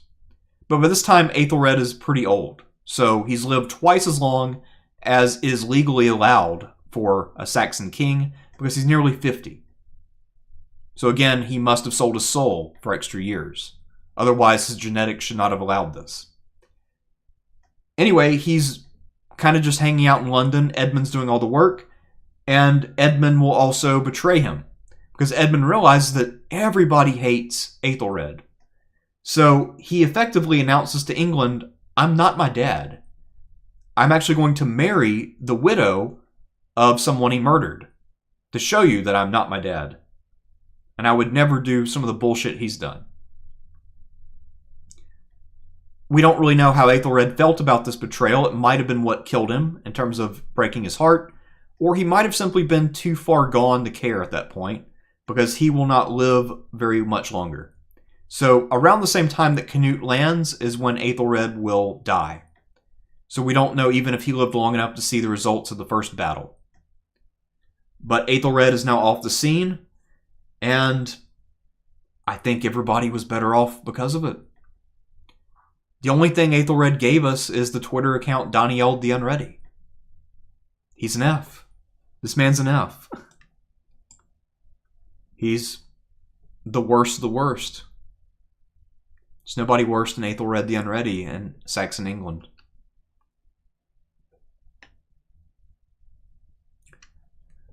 Ah, my throat. All right. Let's get into Sweyn Forkbeard. So, Sweyn Forkbeard will only rule for a year, as we talked about. Just to give a little bit of background, we're going to focus mostly on his activities in England, but he was the son of Harold Bluetooth, who had been king of Denmark, and Sweyn actually will come to power the bloodiest way possible by revolting against his dad.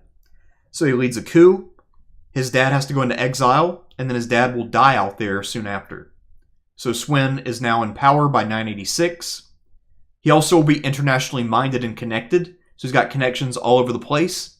He actually will marry the widow of King Eric of Sweden, and then she in turn originally came from Poland. So he's very well connected in the East, but ultimately, of course, he'll become famous for his interventions in the West. So at this time, England had become an ATM machine. So Viking raiders went there all the time to make money because they knew that Aethelred would pay. And we don't know exactly how much Sweyn was involved in this, but his sister happened to be in England, and that means it's pretty possible that he was among the people making money off of Aethelred. We don't know, though. What we do know is that when his sister died in that massacre on St. Brice's Day, that Sweyn took advantage of this in order to press his claim into England. Most likely, his decision to actually invade and seek the throne was simply because it was available, and also because maybe he was even invited. So it's possible that because he was a strong, competent ruler, that some of the ealdormen of England, especially the Danish ones, wrote to him and said, hey, come on over. You can stop these raids, and you would be a hell of a lot better king. And so, Sweyn Forkbeard arrived, overthrew England, but unfortunately for him, he wouldn't live very long after that. Another thing that's interesting about him and often not observed is that he very much did have his son Cnut's idea for the Great Northern Empire, the unity of England, Denmark, and Norway. It's just it didn't work out for Forkbeard, because when he tried it, the big issue was that Norway kept breaking away. So he conquered Norway twice, but never held it more than a year at a time. The only thing I can really hold against Forkbeard is that he accomplished all this against the worst king England ever produced. Other than that, I mean, Forkbeard's record is pretty flawless in terms of him kicking ass and taking names. That being said, he only rules for a year, and his ventures in Norway were not super successful, but I'll still give him a B. Pretty interesting ruler. The next ruler to discuss is Aethelred's son, Edmund II Ironside. So he earned that nickname being a warrior king, very, very different than his dad.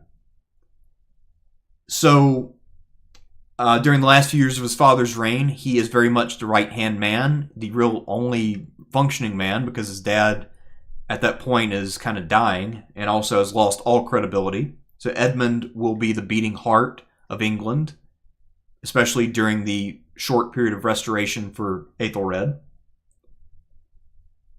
Again, he will marry the widow of a slain person that Aethelred killed. Her name was Edith. She apparently was a very attractive woman, and that's why he chose her. Also to send the message that he was reconciling with his father's victims. He also gave himself a brand new title in order to separate from his dad even more, and he started calling himself the Earl of the East Midlands. So I guess in case his dad disinherited him and went with one of the other sons, he could still claim to own a bunch of lands. But of course his dad won't do that, possibly because his dad was on his deathbed and didn't know what was happening. We don't really know. Anyway, Edmund will father 2 children by Edith in a very short period of time. Those men will become known as Edward the Exile and Edmund Aetheling. And actually, spoilers, both of them will live out their lives in Hungary of all places. And that's something I plan to look up in the future, is why they went to Hungary rather than somewhere else. But yes, so Edmund, in the end, as you might have guessed, will not be super successful. So he's the one making all the preparations and trying to keep all the ealdormen loyal, trying to restore confidence, and prepare everybody to repulse Cnut. He will officially come to power on April 23rd, which will be right around the same time that the Danes arrive. So his father's death and the arrival of the Danes are pretty close in time. Low-key, I wouldn't be surprised if the truth was that Edmund had a pillow in his father's chamber. I'm just saying. I mean, clearly he knew that his father had failed horribly. And, you know, the life of the kingdom's more important than the life of one guy. So, the strategy here, once the invasion happened, is that Edmund knew that he had to avoid field battles if possible, because he had fortifications, they were useful, and he also knew that even with his attempts to distance himself from his dad, that a number of his ealdormen were pro-Dane, and that Sweyn Forkbeard had taken over easily. So any defeat might destroy what confidence he had built up for himself. So for months and months, Edmund will avoid battle. But then in November, the Danes will turn their attention into Wessex proper, and he'll take the bait and risk a battle. Or excuse me, in October. And then he's going to lose a battle at Assendon. After this battle, it appears that he's wounded. He probably didn't know it was a mortal wound at first, based on the context. And the Witan will now approach the 2 rulers and say they should divide the land. That Edmund should get traditional Wessex, and then the rest of England should go to Cnut. Now, whether Edmund was willing to accept that or not is not clear, but his wounds apparently worsened, and then he will die in late November on November 30th. When he dies, he's only 25 or 26, but he'll still leave a strong impression on England because of the nature of his reign and his kind of heroic attempt to save the country, his attempt to separate from his dad and to put his kingdom first. Also, of course, there's a lot of romance with his children living in exile in Hungary and then coming back in the time of his grandkids to try to make another claim for power.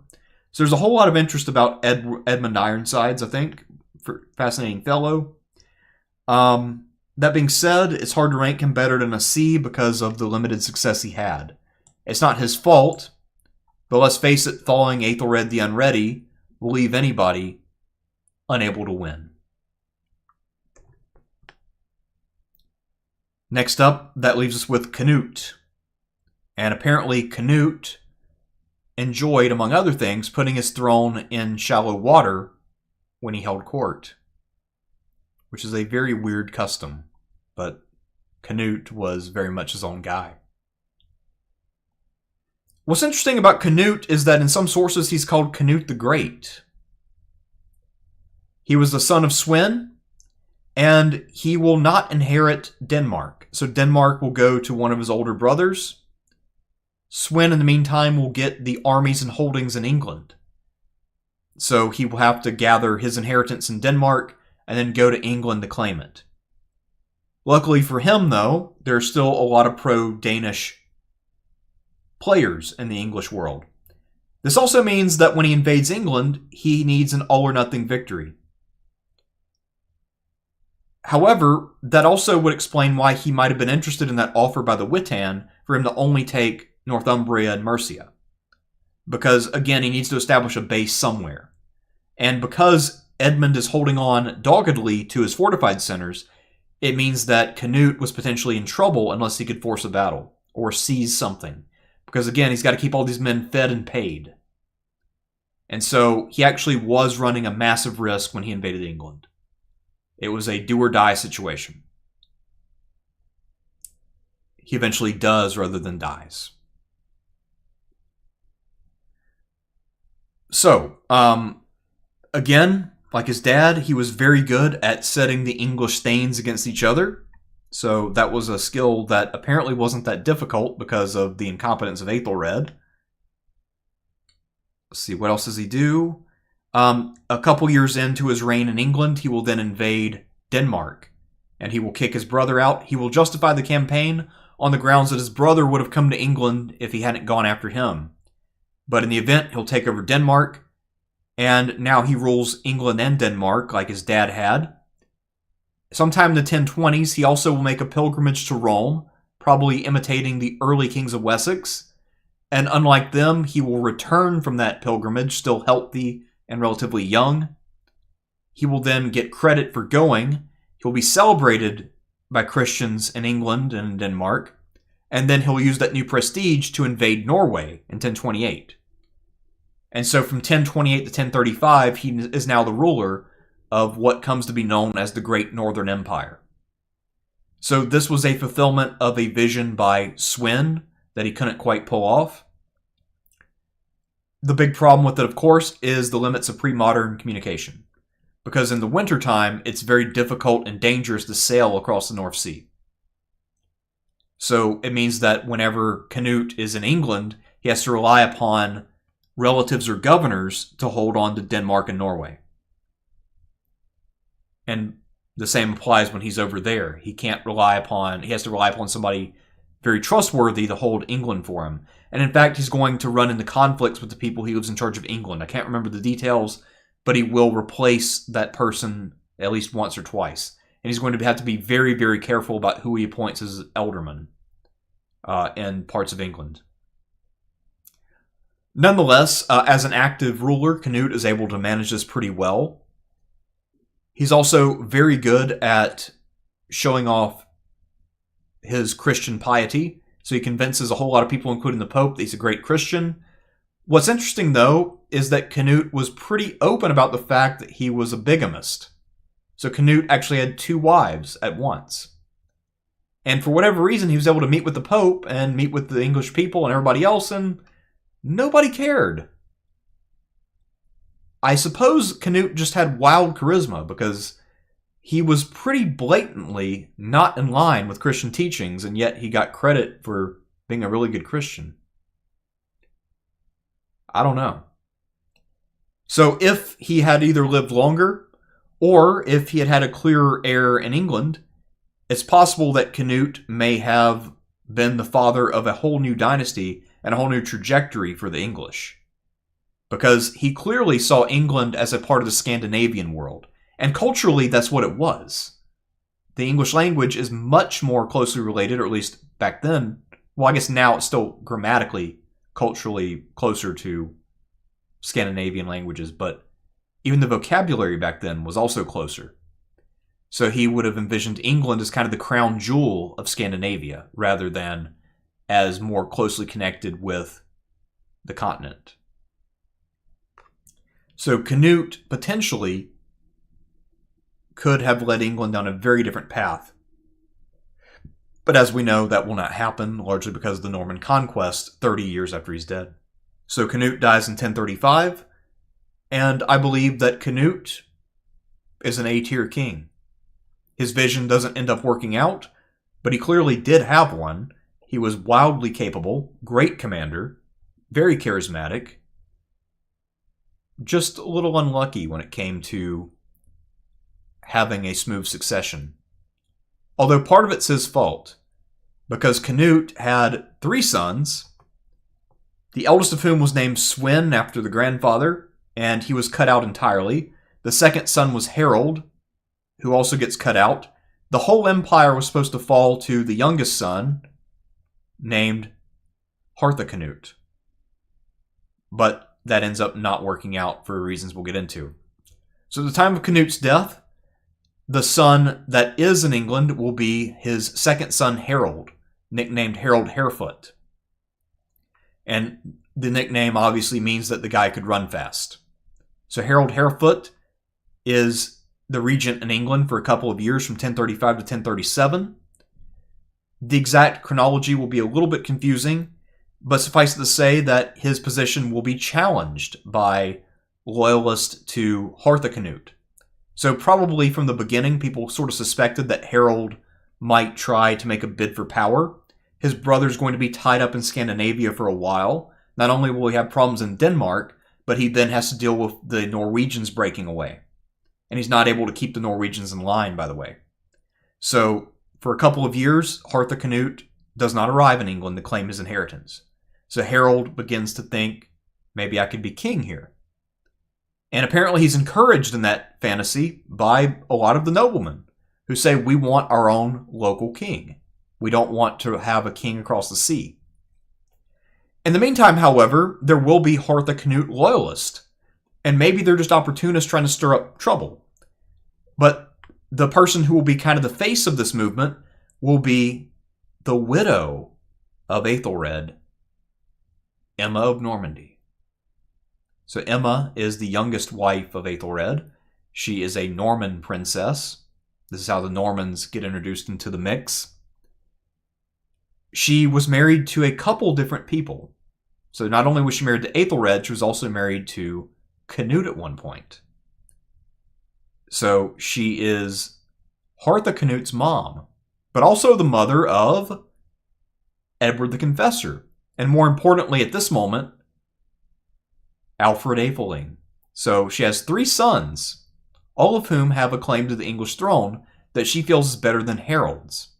And then she'll be backed by a powerful ealdorman who seems to be of Danish descent named Godwin. So, Harold Harefoot has the backing of a lot of people, but he also has powerful opponents. And at this time, Emma's sons by Aethelred will now come back. So Alfred Aetheling and Edward the Confessor are back in England. They will help to fight for Harthacnut, and in the meantime, Harold is making a bid for power in the north. So England's kind of divided in half. That being said, Harold will prove to be more popular. And Harold's popularity will ensure that most of the ealdormen will eventually side with him. It appears also that, for reasons that are unclear, Harold will be very popular with common people as well. So he had some sort of charisma to him, kind of like his dad, and his grandfather too. So, at one point, Alfred will travel and say that he's visiting his mother Emma. And despite that relatively innocent excuse, which may or may not have been true, he was then arrested on Harold's orders, or at least by somebody who's claimed to work for Harold, a bishop. And this person will then have Alfred blinded. So this is a person who's probably read a little bit of Byzantine history and knows that blinding someone makes them ineligible to rule. Apparently Harold was bothered by this, because this is his half-brother, sort of.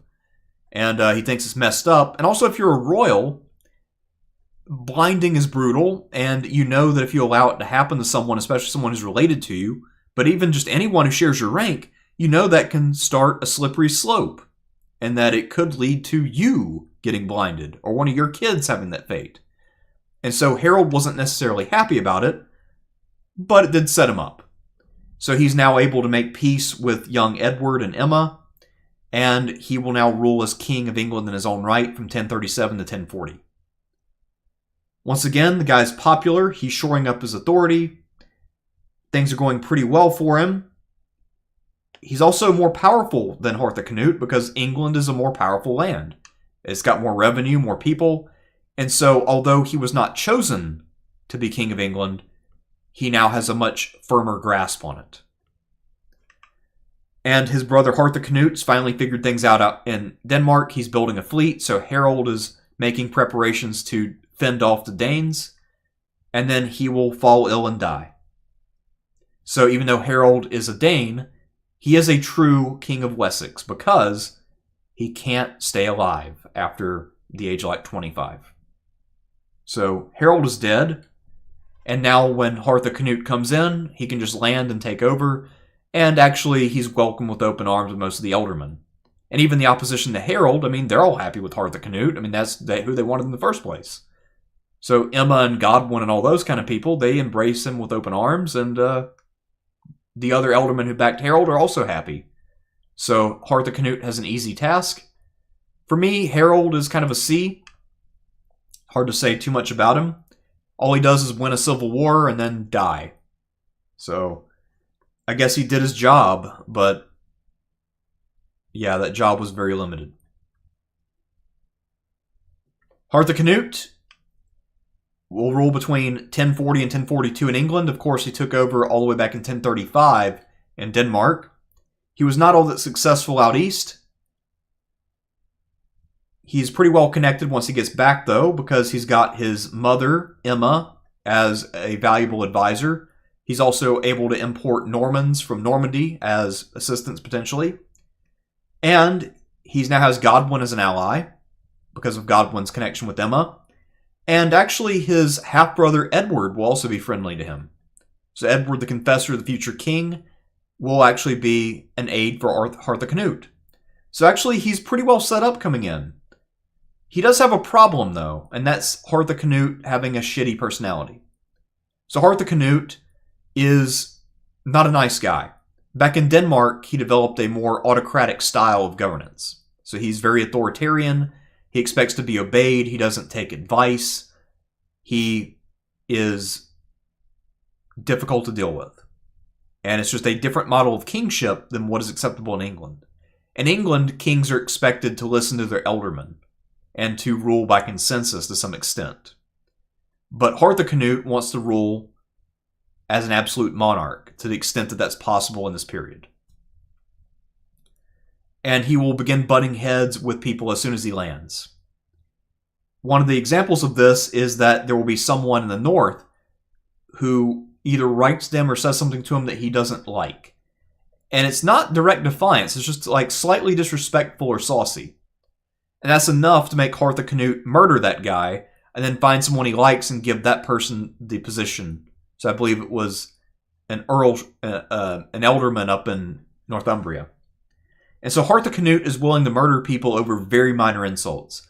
One has to imagine that if he had remained around, he would have eventually been murdered or sparked a big revolt because he did not have the right personality for this position. Either that or he had just been driven out of England and had to go back to Denmark only. But in the event, that will not prove to be his undoing because, just like his brother, he is also a true son of Wessex, and he will dutifully die of natural causes at the age of 23 or 24. So he's gone, and I believe his death was due to tuberculosis, or something like it. But this also means that because he's empowered his mom and his half-brother, that Edward the Confessor is very easily able to take control. He was kind of already governing things a little bit anyway. And so the administrative switchover from a ostensibly Danish king to a true heir of the House of Wessex was actually administratively just the change of a name on a piece of paper. This was a very subtle change if you were living in England. As far as Harthacnut goes, clearly he sucked as a king. I'll give him an E.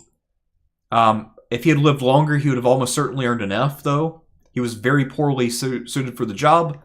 But again, ultimately his ill health and genetics were what did him in rather than his personality and his bad governing philosophy. We now get to Edward the Confessor. So he is the last son of Aethelred. Everything's still good. Yep. All right. Power through and then come back. All right. So, Edward is the last son of Aethelred. He's the son of Emma as well, of Normandy. So, Edward has Norman blood. He has some Danish heritage a little bit. I mean, not directly, but he's sort of a stepson of Canute. Actually, wait, he'd be too old to be a stepson. What the hell am I talking about? He'd be like a step uncle of Canute's sons, I guess. Anyway, the point is he's got connections all over. So Edward the Confessor, despite being quote-unquote English, is kind of international. He's also relatively old. So unlike a lot of these guys who are dying in their 20s, I believe he's already pushing 40 by the time he becomes king. So he is a different kind of cat, just by virtue of having survived and managing to stay alive after the age of 30. An unthinkable deed.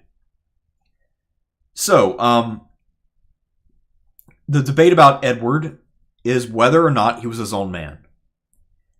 So obviously he was dependent on his mom early on, but he will humble her pretty early on, actually. So a year into his reign, he actually will march on his mother's palace and put her under arrest for a little while. And that's to let her know not to meddle, that he's king now, he's got it, and she should back off.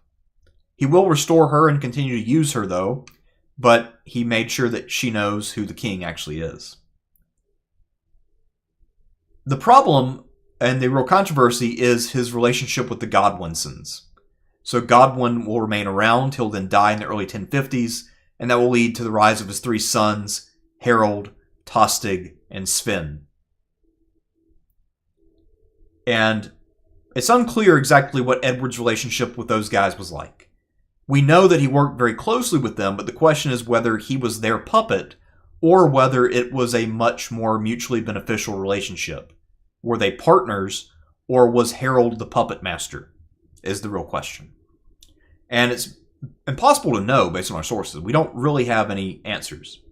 What we do know is that Edward married one of the daughters of Godwin, so the three brothers became his brothers-in-law, and therefore became reliable assistants for him.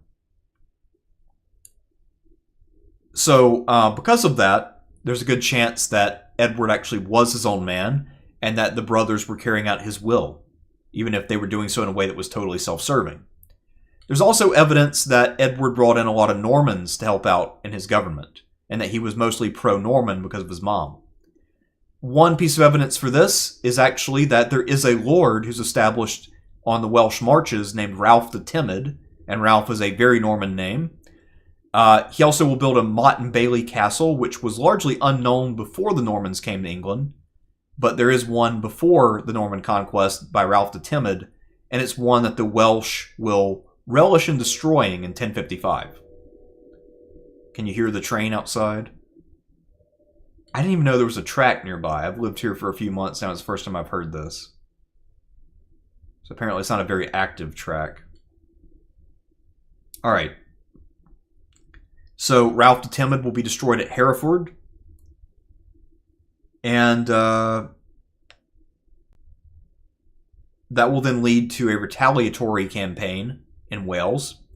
In general, it looks like Edward, in regard to the Welsh, had a policy of preventing them from unifying. So he will prevent them from achieving unity, as his predecessors had done. So Wales actually had always been divided into very small little kingdoms. And it was only in 1055 that, I believe his name is Griffold, will unite Wales. And then he will start actually attacking out of England. So he will actually attack Hereford and destroy it. But Edward will be intent upon breaking that unity. So he will actually send the youngest of the Godwinsons, Sweyn, in to deal with it. Sweyn will get defeated. And then later, Edward will greenlight an operation by both Harold and Tostig at the same time. So Harold will actually launch a surprise attack head-on, while Tostig sails around and lands in the north of Wales. That campaign will actually result in Griffith's death, and so that will break up Wales. They will agree that Wales should divide itself back into multiple parts. Harold, with foresight, will actually marry the widow of Griffold. So Harold might have been planning ahead for himself and for the dynasty. At this time, keep in mind, Edward has not had a child with his wife. So Harold knows that as the brother-in-law and the one who's the most capable of the three, that he will be king when Edward's dead. So that leads to the real controversy of Edward's reign. Who comes next? But first, what is Edward actually known for aside from those things we talked about? Well, he's known for being ultra-religious. So as his name Confessor implies, he was someone who was very, very pious and worried about his soul. So Edward is known for donating a lot of money to the church, being very pious, and I think he was generally popular, or so it seems. He had a lot of legitimacy, so he was the last sort of king who could rule peacefully. But as he aged, and he would live to be in his 60s, he still didn't quite make a firm pronouncement on who his heir should be. And I imagine that he was afraid to name someone directly because he was afraid that that would then lead to his murder. The Godwinsons were extremely ambitious, so if he had just named Harold as his heir, Harold might have gotten impatient and stabbed him. So I can understand why Edward was reluctant to name someone. That being said, it was still the big failing of his reign, because it left things up in the air.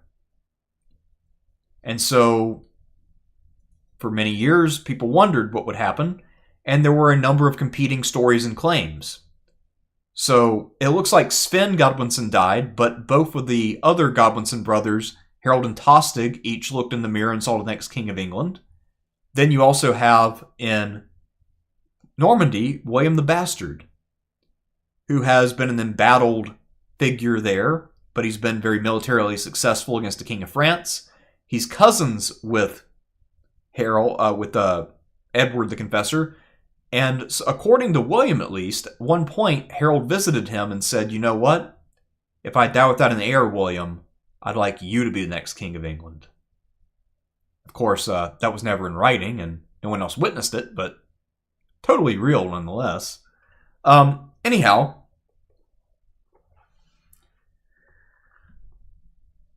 another option he could have gone with that might have been impractical is that he could have named Edmund Ironside's grandson, who had just returned from exile in Hungary. His name was Edgar Aetheling.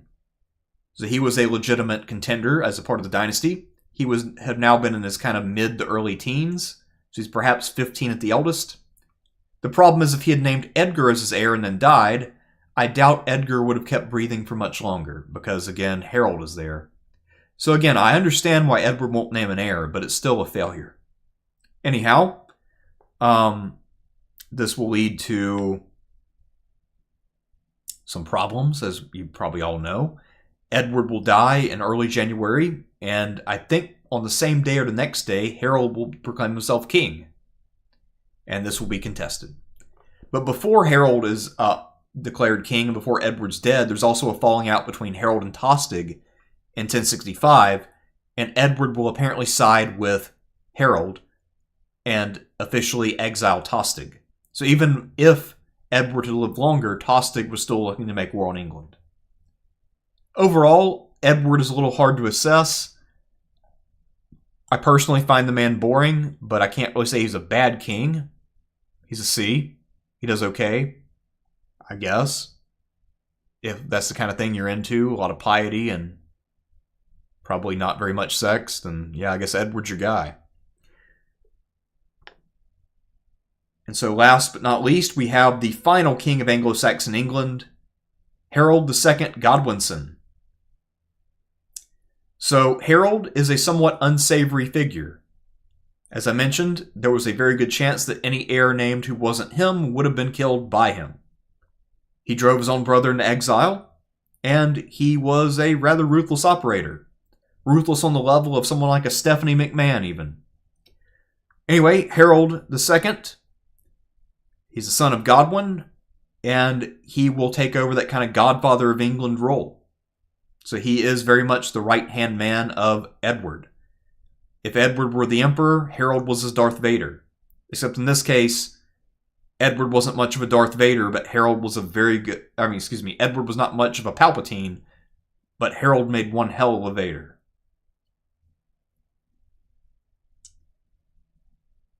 Harold will always be opportunistic and lucky, at least until the end of his career. So again, he defeats Gruffydd ap Llewellyn and Ralph the Timid after Ralph the Timid is destroyed. So that's his major achievement, is taking out the unified Wales in 1062.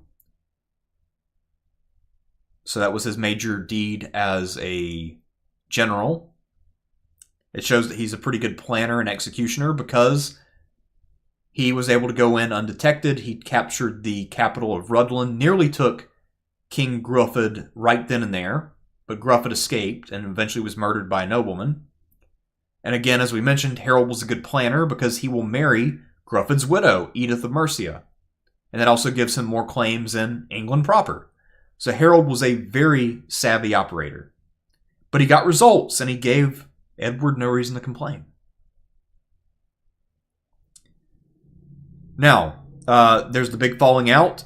after Tostig gets thrown out as Earl of Northumbria. So he had been kicked out by the people of Northumbria, who again are very hard to please and tend to like to kick their lords out. The real controversy, to explain it in more detail, is that Harold went to the negotiating table with the aldermen and tried to negotiate for his brother to stay. They said no, and Harold, apparently in Tostig's mind, gave up too early. So Tostig kept bitching and refused to relinquish his claim and demanded that Edward and Harold help him take it by force. But that would have disrupted the peace of the realm, and so Edward eventually decided that Tostig was a pain in the ass and exiled him. So it's possible that there actually was a misunderstanding between Harold and Tostig, and that Edward actually was helping to fuel it. So Edward actually might have been trying to break the brothers up, and if so, he might have actually found a good wedge. Anyway, Harold will have himself crowned on January 5th of 1066, and his hope was that the other potential claimants, including Tostig and whatever allies he found, and then William of Normandy, would simply see it as a done deed and go away. What he didn't anticipate was that both of them would still attack in full force, because England was quite a prize for anyone who had a claim. Normandy was much smaller, so England was a big upgrade, and Norway is Norway, so obviously England's an upgrade over that too. It's much warmer for starters. So Harold is now king. He's about 44 years old. He's very experienced. He's capable of planning. He's also a capable general. And he's going to have to figure out how to deal with a two-pronged simultaneous assault. And actually his strategy is pretty good. So he spends all spring and summer making preparations for fall attacks. And his preparations seem to be pretty damn solid. So Tostig will eventually get Harold Hardrada of Norway to back his claim. Although in this case, Harold Hardrada will only agree to come if he gets to be king of England. And Tostig hates his brother so much that he says, I'll help you take the throne from my own brother. So Tostig will accompany this army. They will land in the north. They actually win one battle near York on September 20th. But then Harold Godwinson will arrive with the main English army, and they try conclusions a second time at Stamford Bridge. And this time, the English win.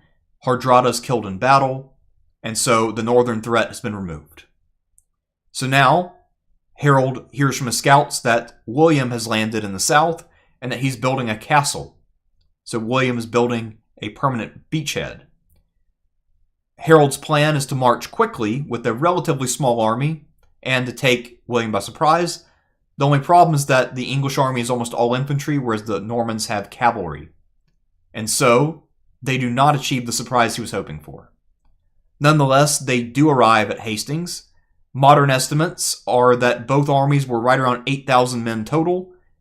So they're evenly matched, and they're probably also evenly matched in overall ability, except that those abilities are very different. The English also have the high ground, by the way. So although the Norman army probably has more flexibility, the English have the high ground, and they also have a bigger proportion of fighting men on foot. And so the Normans' challenge is to somehow break up the shield wall. The Battle of Hastings was kind of sloppy and awkward. Knights at that time don't really charge yet. They more throw spears. So the knights were trying to harass the shield wall and get them to break in pursuit. The shield wall will hold until there's a random kind of rumor that breaks out, whether on purpose or by accident. I'd have to assume on accident, that William has gotten killed. And when that happens, the Saxons cheer and start to charge. But then on the Norman side, William will run around and say, I'm not dead, I'm not dead, I'm not dead, counterattack. And so now that the formation's broken of the English, the Normans are able to attack and fight them without the shield wall protection and win the battle. And the reason I say it must have been an accident is because no one would risk a rout by panic. Because a lot of times armies will panic if their leader's dead. And so there's almost no way that William would have taken that risk. If he did take that risk, holy shit, that was a ballsy move. Because, again, the normal result would be a rout. So the Normans win at Hastings. Harold is now dead. And with him dead, there is no more Anglo-Saxon England. That being said, remember Edgar Atheling, the grandson of Edmund Ironside? Well, he will take his heritage as a do-or-die, hold-out Englishman to the extreme. Because actually, he'll live until 1125, so defies his family tradition in every way imaginable, and he will be a pain in the ass for 3 of the first Norman rulers. So he will challenge William the Conqueror, he will then challenge William II Rufus, and he'll also challenge Henry I, who was the youngest son of William. So Edgar Atheling will prove to be the real Edmund Ironsides. Like, he will be very much his grandfather's heir in every way imaginable, because he will continue to fight. And in many ways, I guess you could even say he's kind of like the real Robin Hood, because he's continuing the fight, the power, the whole way through. And of course, the Normans institute feudalism, so you could even make a case that he's fighting an economic power. Although, of course, he's a prince, so he's not exactly a class warrior, but yeah, let's just call him Robin Hood, because why not? Fuck it. Alright, so that is all of the Norman kings. Or not Norman, you know what I mean. Wessex, the Kings of Wessex. Alright. So that's my ranking. Also, Harold, where do we rank Harold? I actually think Harold's very good at his job. And he survived one major invasion, and 3 weeks later came very close to surviving the second. His overall strategy was solid. As we see with him breaking up unified Wales, he's got a lot of foresight. He marries Edith, so it gives him a good claim. To me, Harold is a B based on his accomplishments, and he easily could have been an A or an S based on his abilities. Harold is kind of a son of a bitch, but he's a very talented son of a bitch. So those are my thoughts on all these guys. Okay.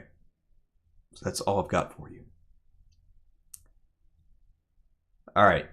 We have a super chat coming to us from Charles without an A. So just Charles for 10 HK, which I'm not sure what that is. Kings of Westeros tier ranking, let's go. Oh. What's the... Oh, about...